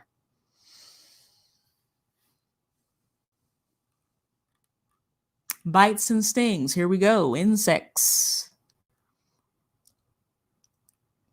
You know, getting a bite is irritating, but they often are carriers of disease that cause severe allergic reactions in some individuals. So ticks, all that stuff. Speaking of ticks, here we go. We're going to start right off with ticks. Here we go. Ticks can carry and transmit diseases such as Rocky Mountain spotted fever, common in many parts of the United States. Ticks also transmit what? Lyme disease. Mosquitoes may carry malaria, dengue, and many other diseases. Flies can spread disease from contact with infectious sources. They are causes of sleeping sickness, typhoid, cholera, and dysentery. And let me tell you something. Ugh. The last thing you want is some dysentery. You do not want like nonstop diarrhea, and cholera. Just as that I do believe is watery diarrhea. It's uncomfortable. You know, again, your body is losing fluids and electrolytes. It's just bad. Lice can transmit typhus and relapsing fever. We're moving. Again, they talk about immunizations here. This is what They say the best way to avoid complication of insect bites and stings is to keep immunizations or booster shots up to date, avoid insect infested areas, use netting and insect repellent, and wear all clothing properly. Immunizations.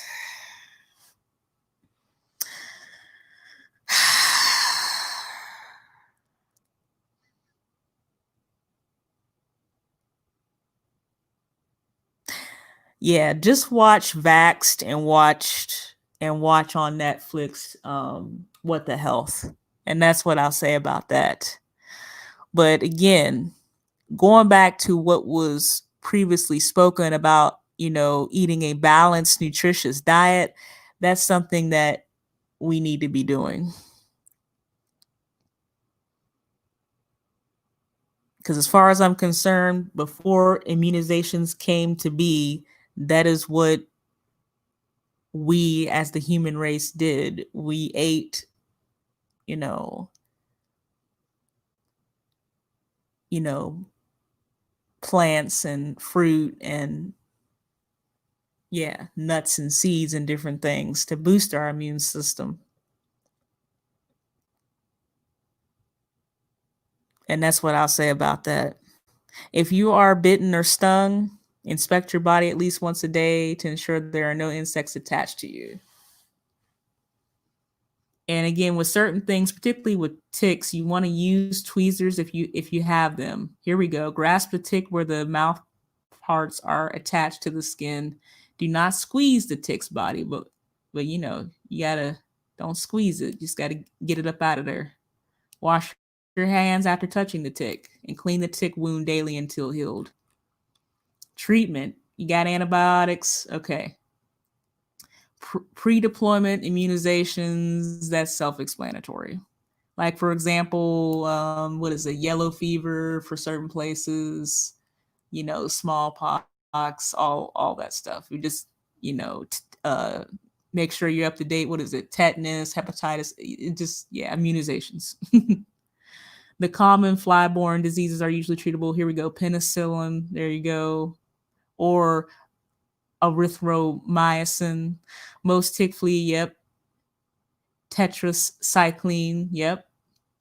Most antibiotics come in what exactly 250 milligram or 500 milligram. If you cannot remember the exact dose rate to treat a disease, 2 tablets 4 times a day for 10 to 14 days will usually kill any bacteria.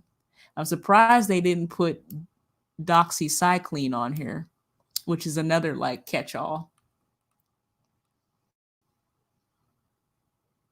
And again, for anybody out there who wants to be high speed, get yourself a pocket pharmacopoeia.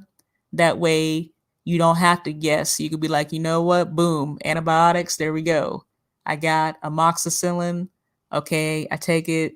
Okay, or this I'll take it, or this person needs to take it. BID. Twice a day or whatever for 10 to 14 days. So you can get a more specific dose. You can just be accurate for those who would want to get a pharmacopoeia. Bee and wasp things. Here we go. If you stung, remove the stinger and venom sac. You want to scrape. Wash the sting.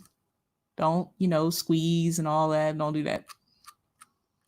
Wash the sting site thoroughly with soap and water to lessen the chance of a secondary infection. And again, if you know or suspect that you are allergic to, bees or whatever, then always carry an insect sting kit with you, your EpiPen, whatever. Relieve the itching and discomfort caused by insect bites by applying, here we go, cold compresses, a cooling paste of mud and ashes, sap from dandelions, coconut meat, crushed cloves of garlic, and onion.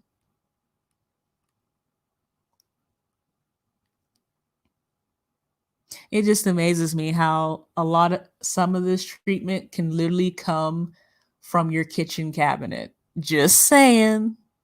Or from your refrigerator. Just saying. Moving on. The black widow spider. Very, very bad juju. Black has that red hourglass on its abdomen. Yeah.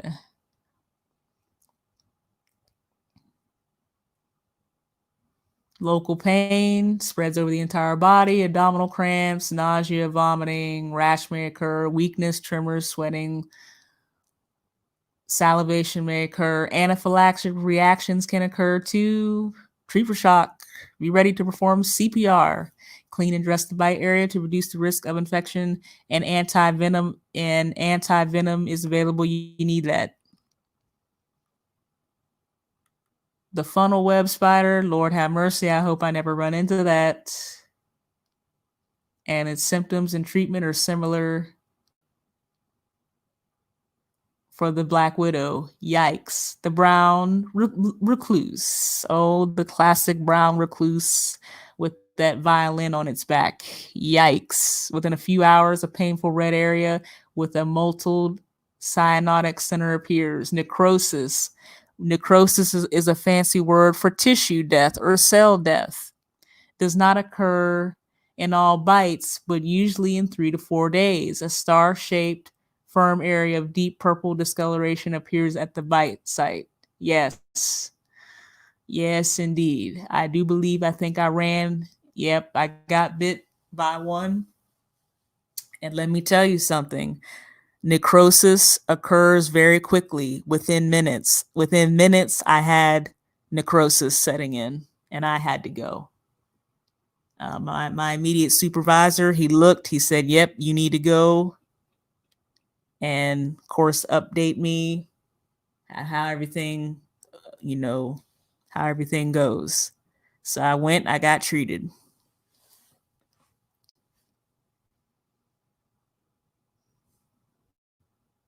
And again, an open ulcer, that's bad juju because of what? Secondary infection. And then it just gets worse from there. So you get an open ulcer that does not heal, but persists for weeks or months. So anything open that can get infected is bad. Okay. And then for some people, with something being open that long, the body could possibly go into something like septic shock, and that could cause death. We don't want that. Fever, chills, joint pain, vomiting, generalized rash. It just gets bad. Tarantulas. Don't want to run into that either. Treat a tarantula bite as for any open wound and try to prevent infections. And if symptoms of poisoning appear, treat like, similar to the black widow spider. You need an anti-venom. And scorpions. Yikes. Depending upon what type of scorpion you a person runs into. Severe local reaction. Pain and swelling. Prickly sensation around the mouth and a thick feeling tongue. Severe system reaction with little or no visible local reaction. Local pain may be present.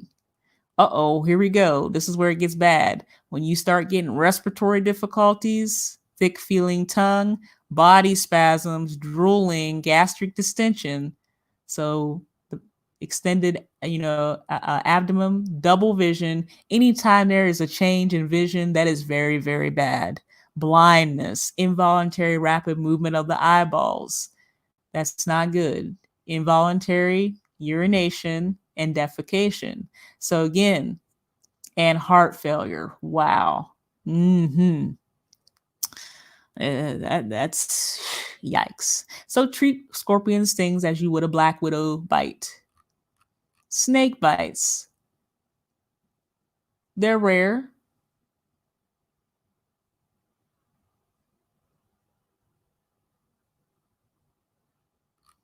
But let me keep moving. The primary concern in the treatment of a snake bite is to limit the amount of eventual tissue destruction around the bite area.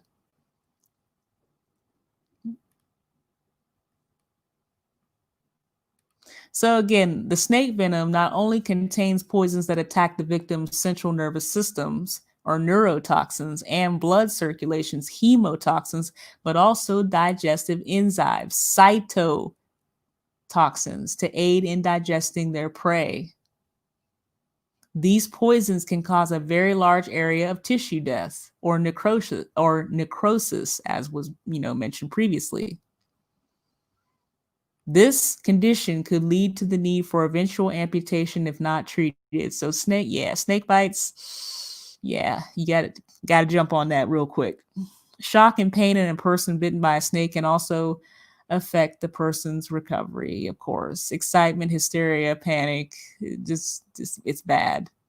Panicking is not going to make the situation better. Signs of shock occur within the first 30 minutes after the bite.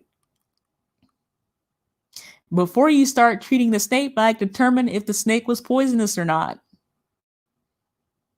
Bites from a non-poisonous snake will show rows of teeth. Bites from a poisonous snake may have rows of teeth showing, but will have one or more distinctive puncture marks caused by fang penetration. Symptoms of poisonous bite may be spontaneous bleeding from the nose and anus, blood in the urine, which is blood in the urine is hematuria, pain at the site of the bite, and swelling at the site of the bite within a few minutes or up to 2 hours later. So again, I pulled out a fancy, medical term, but hematemesis would be like blood in somebody's feces, and hematuria is blood in the urine. So if you see blood in like the urine, or in somebody's like poop, then it's bad. It's not a good thing. It is bad. Breathing difficulty, bad juju, paralysis, weakness, twitching, and numbness are all signs of neurotoxic venoms. And these signs usually appear 1.5 to 2 hours after the bite.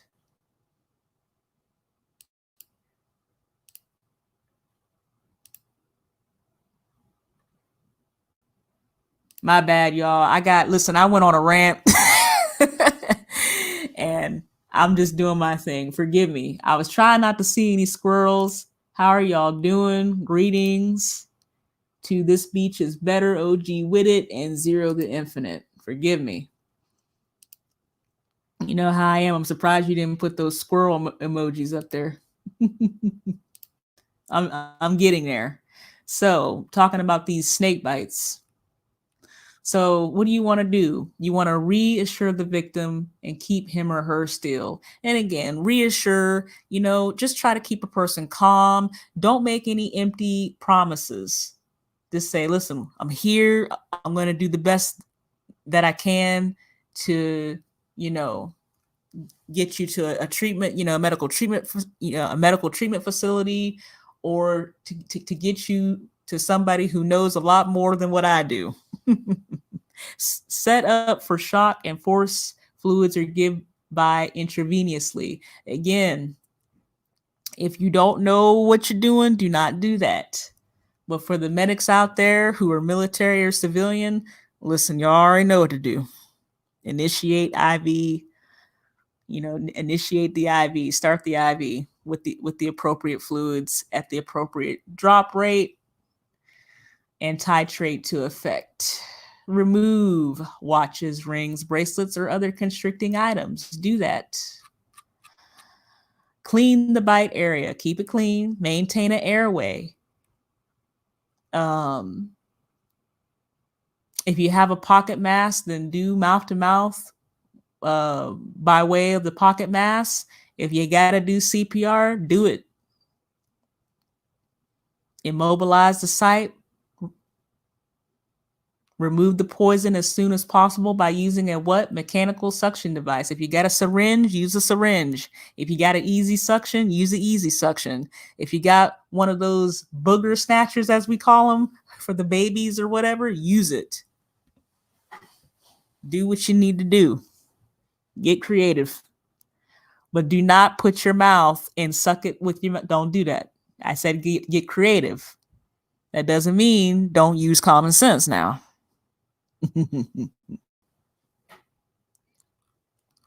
This is what you should remember. Do not give the victim alcohol. Don't give them morphine or other central nervous system depressors. So no morphine, no fentanyl, no ketamine. You can't do that now. Don't make any deep cuts at the bite site. Don't do that. I don't care really what you saw on, you know what I'm saying, MacGyver or whatever the heck it was. No. If you got a casualty, this is not the time to try to flex real hard or to use someone as a guinea pig. No, do not do that. Only do what you know. Stick with the basics. Do what you can do and get them to a medical treatment facility.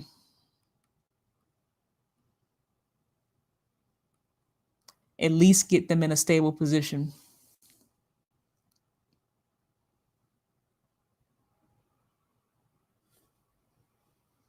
Again, I do recommend suctioning the bite. Get all that poison up out of there.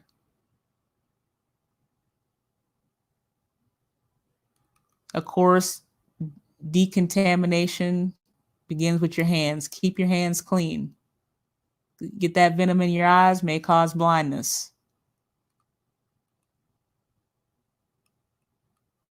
And if infection appears, keep the wound open and clean. Got to drain out that poison and do what you can do. Use heat after 24 to 48 hours to help prevent the spread of local infection. Keep the wound covered with a dry, sterile dressing. Have the victim drink large amounts of fluid until the infection is gone. Open wounds came. Now we're on wounds. And again, to me, I know, listen, if there is an interruption on the skin, which is the largest organ of the body, yeah, then you got yourself a wound, okay? Open wounds are serious in a survival situation. Bacteria, there's good bacteria and there's bad bacteria. And of course, dirt that touches the wound may cause infection. Remove or cut clothing away from the wound. Always look for a what? Exit wound. If a sharp object, gunshot, or projectile caused a wound.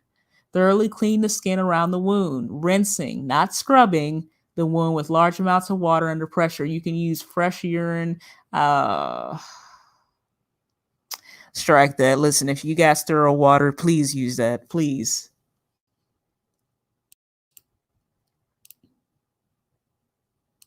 Really zero the really zero.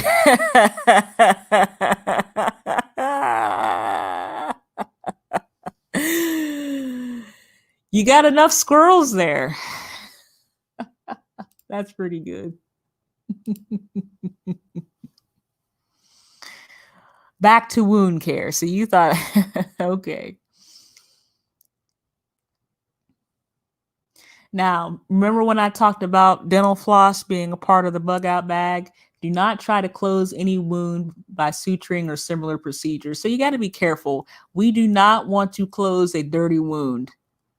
That almost guarantees infection. Do not do it, okay? You got to let stuff drain. Cover the wound with a clean dressing. Place a bandage on the dressing to hold it in place. Change the dressing daily to check for infection. Removing. If a wound is gaping, you can bring the edges together with an adhesive tape cut in the form of a butterfly or dumbbell. So you got yourself a butterfly or dumbbell dressing. You must always allow for proper drainage of the wound to avoid what? Infection. Infection is a bad juju. Gonna take a look at this butterfly closure. There we go.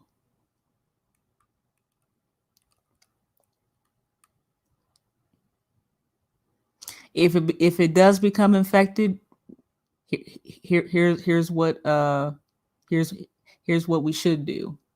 Place a warm, moist compress directly on the affected wound. Change the compress when it cools. Keep a warm compress. Remember that heat draws out the infection on the wound for a total of 30 minutes. Apply the compress 3 or 4 times a day. Drain the wound. So heat and draining is good. We want to get that infection out. Dress and bandage the wound. Drink a lot of water. Have the casualty drink a lot of water. And then if it's a gunshot wound, it may be better to rinse the wound out vigorously every day with the cleanest water available. That's why I mentioned sterile water earlier. But have a means of, again, not just filtering water, but purifying water.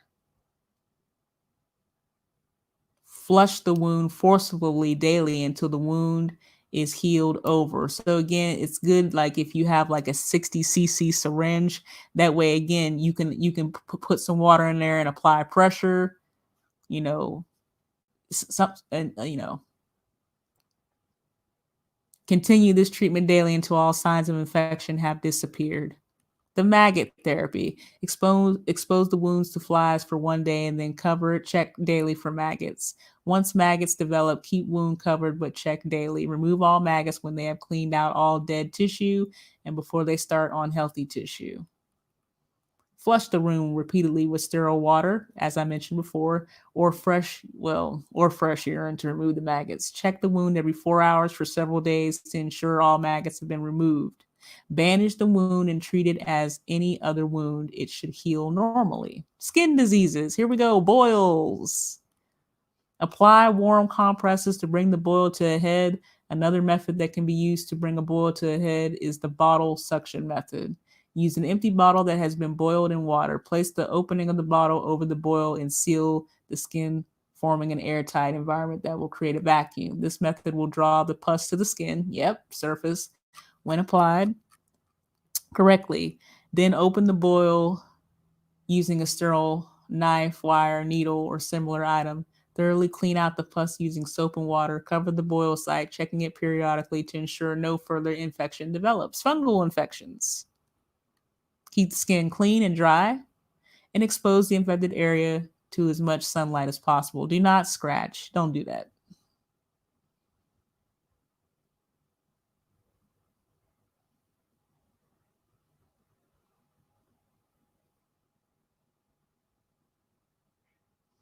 Okay, here are some of the things that people use. Antifungal powders, lye soap, chlorine bleach, alcohol, vinegar, concentrated salt water, and iodine to treat fungal infections with varying degrees of success. Rashes. Okay, if it's moist, keep it dry. If it is dry, keep it moist. Do not scratch it. So yeah, I've had my episodes of poison ivy, and you get those blisters and those weeping. Oh no, no. I pray never again. Use a compress of vinegar or tannic acid derived from tea or from boiling acorns or the bark of a hardwood tree to dry weeping rashes. Ooh. Keep dry rashes moist by rubbing a small amount of rendered animal fat or grease on the affected area. Remember, treat rashes as open wounds, clean and dress them daily. All right, here we go. We're still moving. Iodine tablets. Use 5 to 15 tablets in a liter of water to produce a good rinse for wounds during healing. Okay, so you can use iodine. Here we go. Garlic. Rub it on a wound or boil it to extract the oils and use the water to rinse the affected area.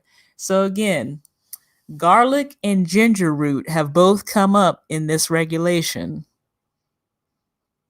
So I'm starting to see a trend that we should be using garlic and ginger. Salt water. Use 2 to 3 tablespoons per liter of water to kill bacteria. And bee honey. Use it straight or dissolved in water. All right, we're moving. Here we go. But with the honey, unpasteurized honey has been known to contain botulinum, which affects young children mostly. Discontinue treatment if vomiting, double vision, fever, or muscular paralysis occurs. Well, yeah, we don't want that. Sphagnum moss, found in boggy areas worldwide, it is a natural source of iodine used as a dressing. So sugar, placed directly on wound and remove thoroughly when it turns into a glazed and runny substance, then reapply. Syrup. In extreme circumstances, some of the same benefits of honey and sugar can be realized with any high sugar content item. Again, using non-commercially prepared materials with cautions. Okay. Burns. Here we go. What's the first thing we should do with burns? Too easy. Stop the burning process. Burning is bad.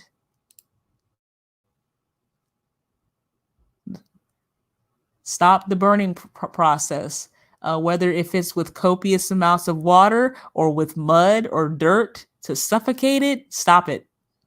Cool the burning skin with ice or water. And here I had just taught, white phosphorus. Yeah, pick out the white phosphorus, which we do not dust. Yeah, right. Soak dressings or clean rags for 10 minutes in a boiling tonic acid solution. Obtained from tea, inner bark of hardwood trees, or acorns boiled in water. Cool the dressings or clean rags and apply over burns. So again, with burns, you want a dry, sterile dressing. First of all, stop the burning process and be careful because again, when somebody is burned, that is a very sensitive area. You got to be careful on how you handle, the casualty. Be careful. If clothes are stuck to a burned area, don't rip it away. Leave it there. You don't want to cause any further injury. Let's see. For burns, sugar and honey. You know what's not listed in here for burns? I know, what is it? I know we use, Silvadene. That's one of the treatments we use. But you know what else can help with burns? Aloe vera. Aloe vera really should be the number one choice for even treating burns. I do not see it listed here, but for burns, just as a side note, aloe vera for burns. And treat with a dry, sterile dressing. Treat as an open wound. Replace fluid loss. Again, if somebody's unconscious, and don't try to give fluids by mouth. Because oral is preferred. That is like the number one method, but then intravenous, again, if you have the experience and the credentials now. And the supplies available.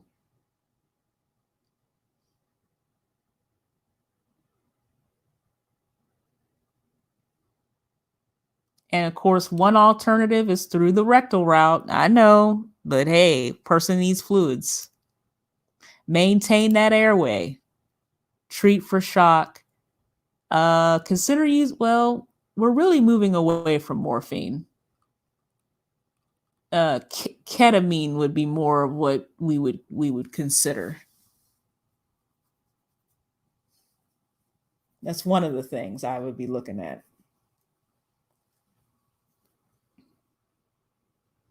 Environmental injuries. Here we go. Heat stroke. I talked a little bit, about the summertime coming up. It's bad. Usually the skin is red and dry because the body is no longer sweating. But as far as heat injuries, you got heat cramps, you got heat exhaustion, and then there's heat stroke. So again, with heat stroke, it's bad. The skin is red, it's hot, and dry. Swollen beet red face, red and whites of eyes, victim not sweating, unconsciousness or delirium, which can cause pallor, a bluish color to lips and nail beds, cyanosis, and cool skin. So pale, cool, and clammy is bad. Cool the victim as rapidly as possible. Cool him or her by dipping him or her in a cool stream.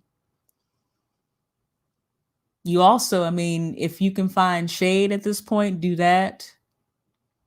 I know ice sheets, be sure to wet the victim's head. Heat loss through the scalp is great. Yes, it is. Administer IV fluids, and you may fan the individual. During cooling, expect vomiting, diarrhea, struggling, shivering, shouting, prolonged unconsciousness, rebound, heat stroke within 48 hours, and cardiac arrest. So be ready to perform CPR compressions,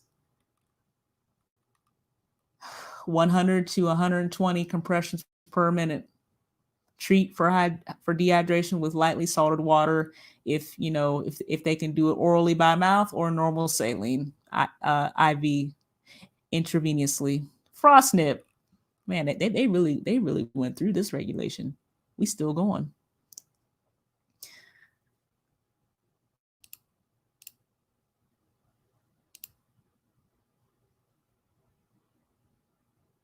Oh yes, thank you for still being here. We're still going. Medical just keeps, we just keep right on going. So now we talked a little bit about heat injuries. Now we're talking about cold injuries, chilblains or frost nip. Firm, cold, and whiter gray areas on the face, ears, and extremities. The feet, they can blister or peel just like sunburn at least 2 to 3 days after the injury. And that occurs with exposure to freezing temperatures and is the beginning of frostbite. Warm the affected area with hands or a warm object treats this injury. So if you got like those, what are those things? Those hand warmers or the toasty toes, that people buy. Wind chill plays a factor in this injury. It sure does. Preventable measures include layers of dry clothing and protection against wetness and wind. Yep. Warm and dry. Trench foot trench foot or immersion or trench foot results from many hours or days of exposure to wet or damp conditions at a temperature just above freezing.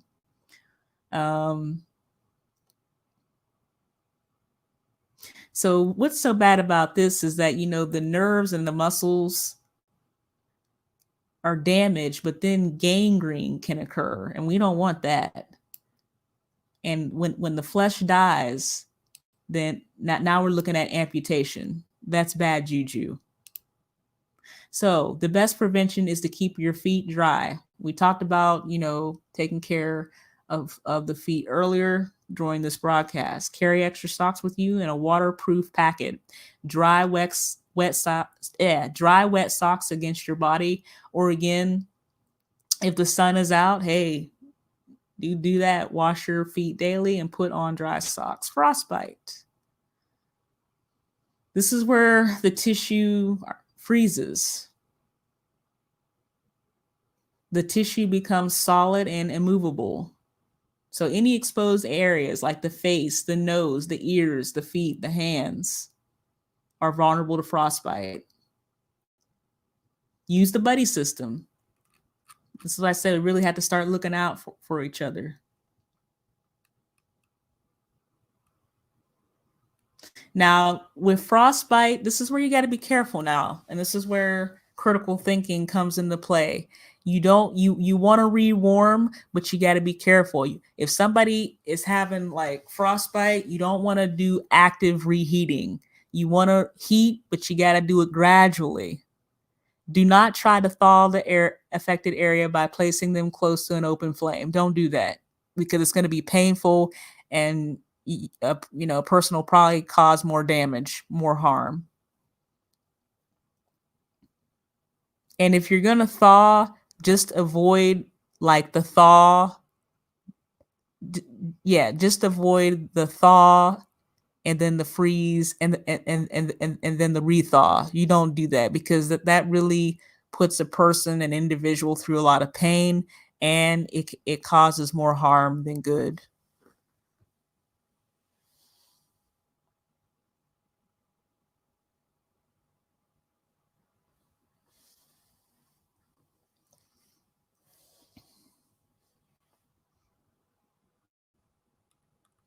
But yeah, with frostbite, be careful. I think hypothermia, it talks about that too.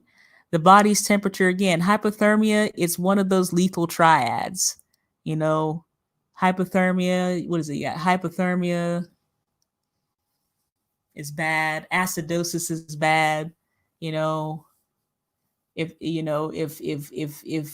blood is not able to carry oxygen to our organs, it's bad. It's very, very bad. Um, if the body can't maintain an inner core temperature of 97 degrees, it's that affects the body's ability to clot.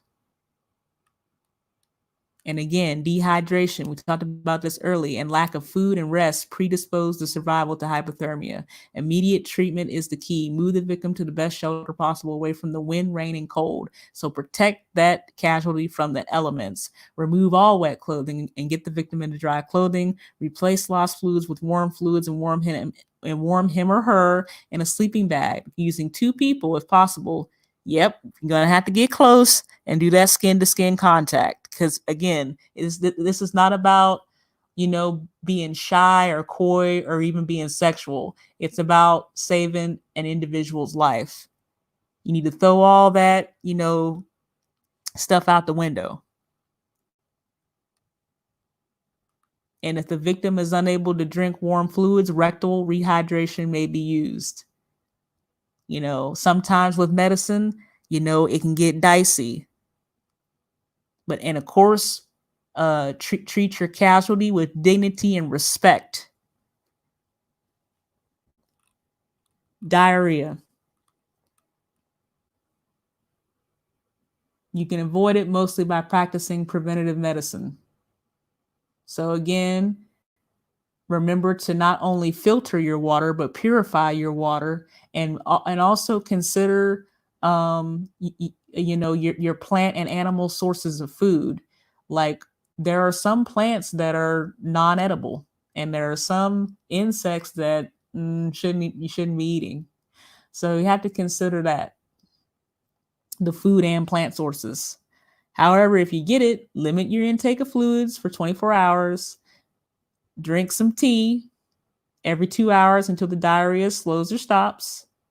Boil the inner bark of a hardwood tree for 2 hours or more to release the tannic acid. So this bark of the tree is also, I see, a common theme that keeps coming up. Make a solution of 1 handful of ground chalk or charcoal or dry bones in treated water. If you have some apple palmace or the rinds of citrus fruit, add an equal portion to the mixture to make it more effective. There you go. Take 2 tablespoons of the solution every 2 hours until the diarrhea slows or stops. Intestinal parasites. Here we go.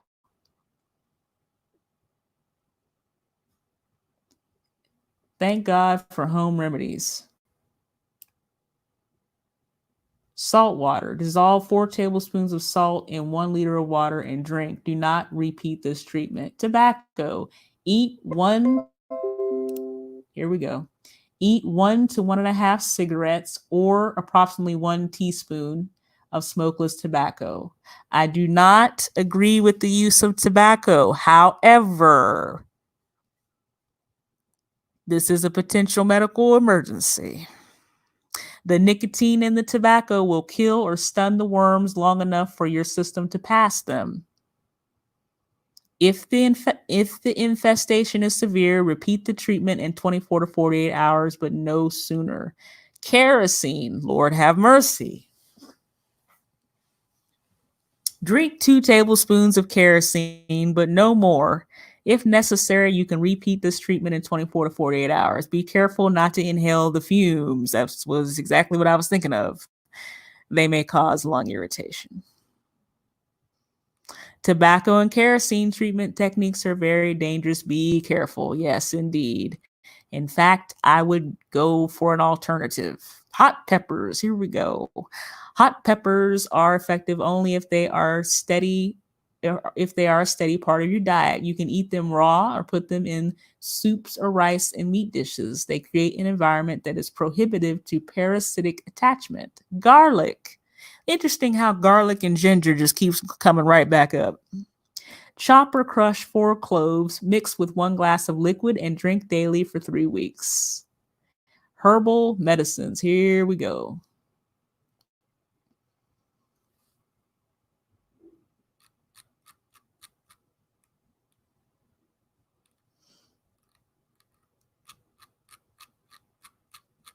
There we go. Wow, we have made it to the end. Thank the Lord Jesus. And look at that. I am going to talk about herbal medicines just briefly. I'm only going to say what I know.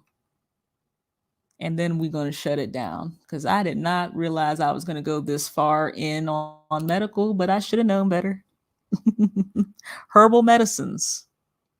Our modern wonder drugs, laboratories, and equipment have obscured more primitive types of medicine involving determination, common sense, and a few simple treatments. However, in many areas of the world, the people still depend on local witch doctors or healers to cure their ailments. Many of the herbs, plants, and treatments they use are as effective. Here we go.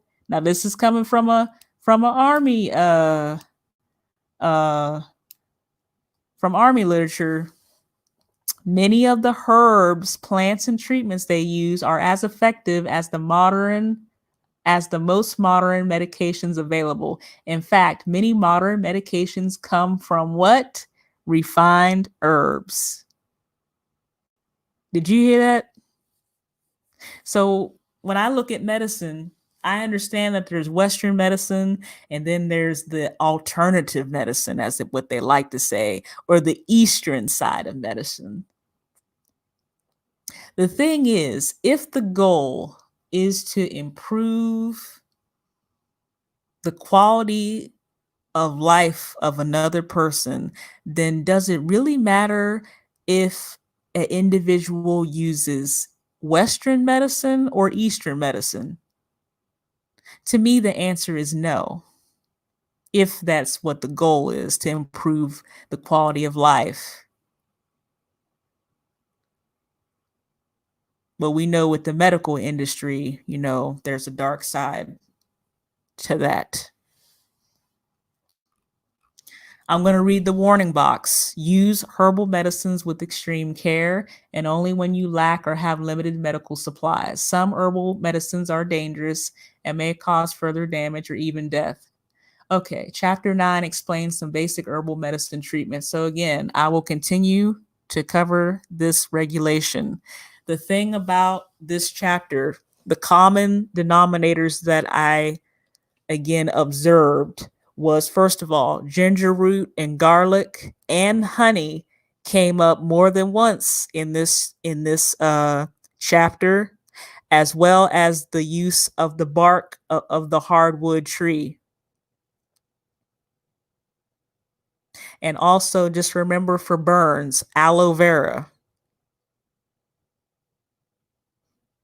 And mind you, I'm not against modern medicine. But again, this is talking about surviving. And this is geared more towards pre-hospital care. So at this point, this is what I'm going to do. Let me go back over here, because I'm just about done now. We're winding down. Again, I'm just going to show this briefly. So this is what the Army teaches. So we use the March algorithm. So The M is massive hemorrhage. We already spoke about it. We already discussed tourniquets. And if there's bleeding, just apply a tourniquet and don't remove it. We use combat gauze to pack a wound. Again, if it is a wound that is like a junctional wound that is around like the neck or the axillary, which is the armpit, or the femoral, or the groin area, or the buttocks, something like that, then we pack with combat gauze. For airway, we use the recovery position or any position.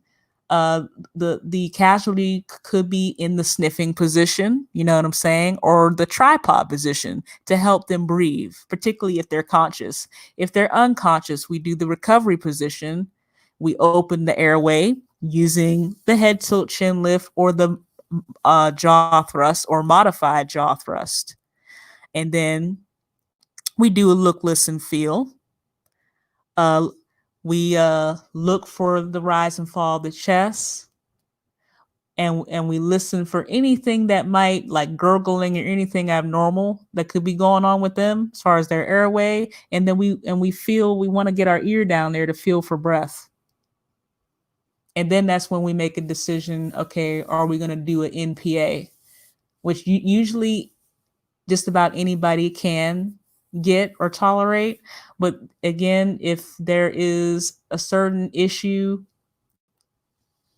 if they come and they have like inhalation burns, or perhaps they have a deviated septum, a broken nose, or if they have blood or cerebral spinal fluid coming from the ears and the nose, if they have raccoon eyes, if they have unequal pupils, if they have battle sign behind the ear, then those are all contraindications or reasons why probably don't want to do an NPA, probably want to do something else.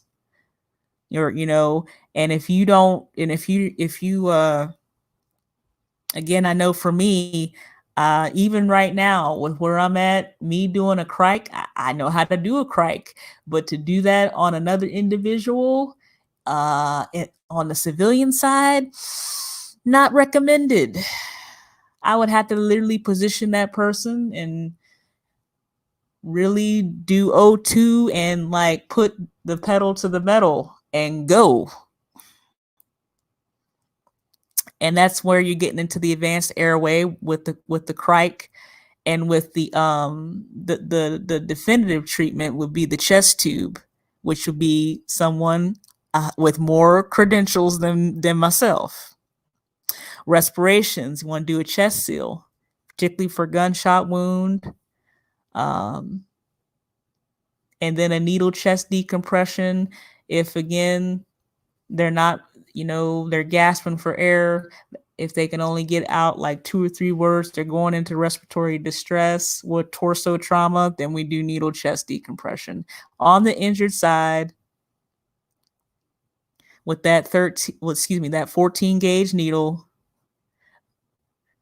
3 1/4 inches, we go 90 degrees to the chest wall, mid clavicular line, second intercostal space above the third rib. Do that.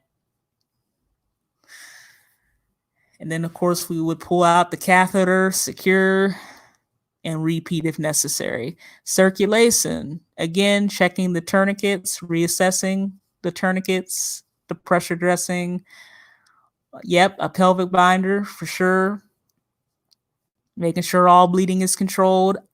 Definitely palpating the radial pulse to see if they're perfusing. If there is none as a medic, then that's where I do IVIO access.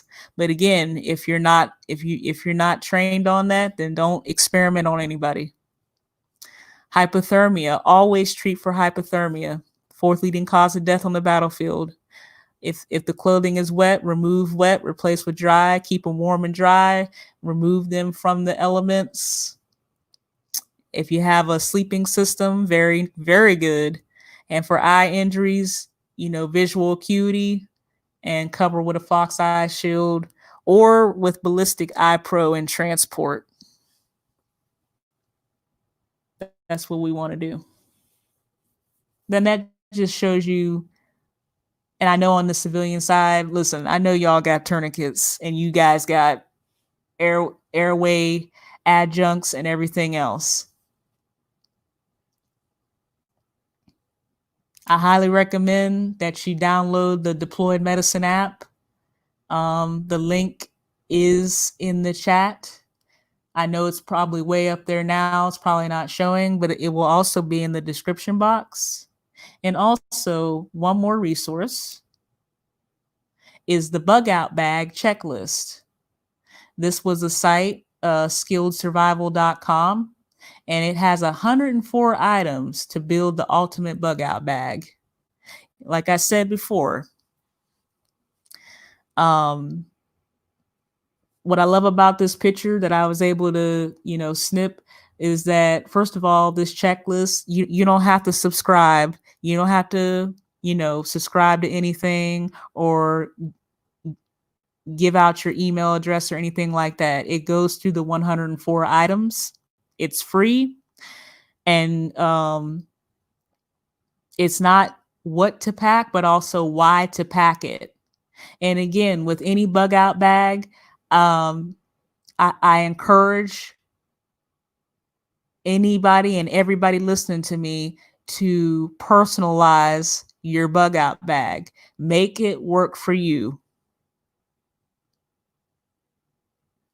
There, when it comes to even an aid bag, is there a standard aid bag packing list? Yes, but missions vary. Whether if it's an unmounted mission or a mounted mission, but the mission it varies. And if you're one of those people, if you want to make multiple bug out bags, hey, you do you. I'm not mad at you. Be as prepared as you possibly can be. Because let me tell you something, I'm not a prophet or anything up here, like that. But I will say this, just from looking at the events, and only half of this year is over, let's just say it's going to be a hot summer. And it may, unfortunately, be a bloody one at that. You need to know how to apply a tourniquet. You need to know how to treat ABCs. You need to know how to do BLS. You need to know how to do CPR. Compressions at the proper rate and depth. No, you need to know how to operate an AED. Call for help. Do what you can. BLS is important. It is important. This is no disrespect to the paramedics that are out there, to the people who have advanced cardiac life support. But let me tell you something. A person needs to be good at BLS first before they can even do ACLS. And that's facts. So with that being said, none of my statements are endorsed by the United States Army, Department of Defense, and or any other military branch, element, or government entity. I know I was very long-winded, but I take this very seriously, particularly this regulation that I'm reading out of. I know that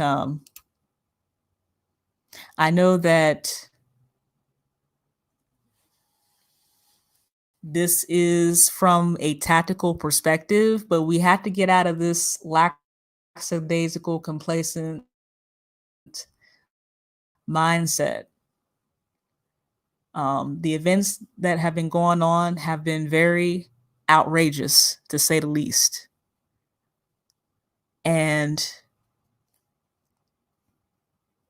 it's only gonna, I hate to have to say this, but will probably get worse before it gets better. And remember, prepping only makes you dangerous. Having a bug out bag or various bug out bags makes you dangerous. Knowing how to shoot, do self-defense, that makes you dangerous.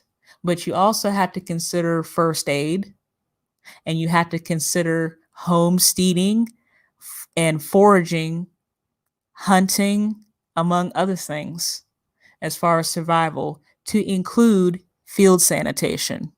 I do have some references already in the description box, and I will probably add to those references.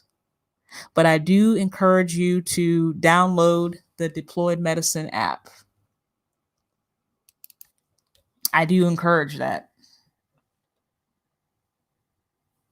for everybody to download it, not just people who are medics on the civilian military side. And again, none of my statements are endorsed by the United States Army, Department of Defense, and/or military branch, element, or government entity. I love you, Esther, and this is why I'm here coming at you like I am today.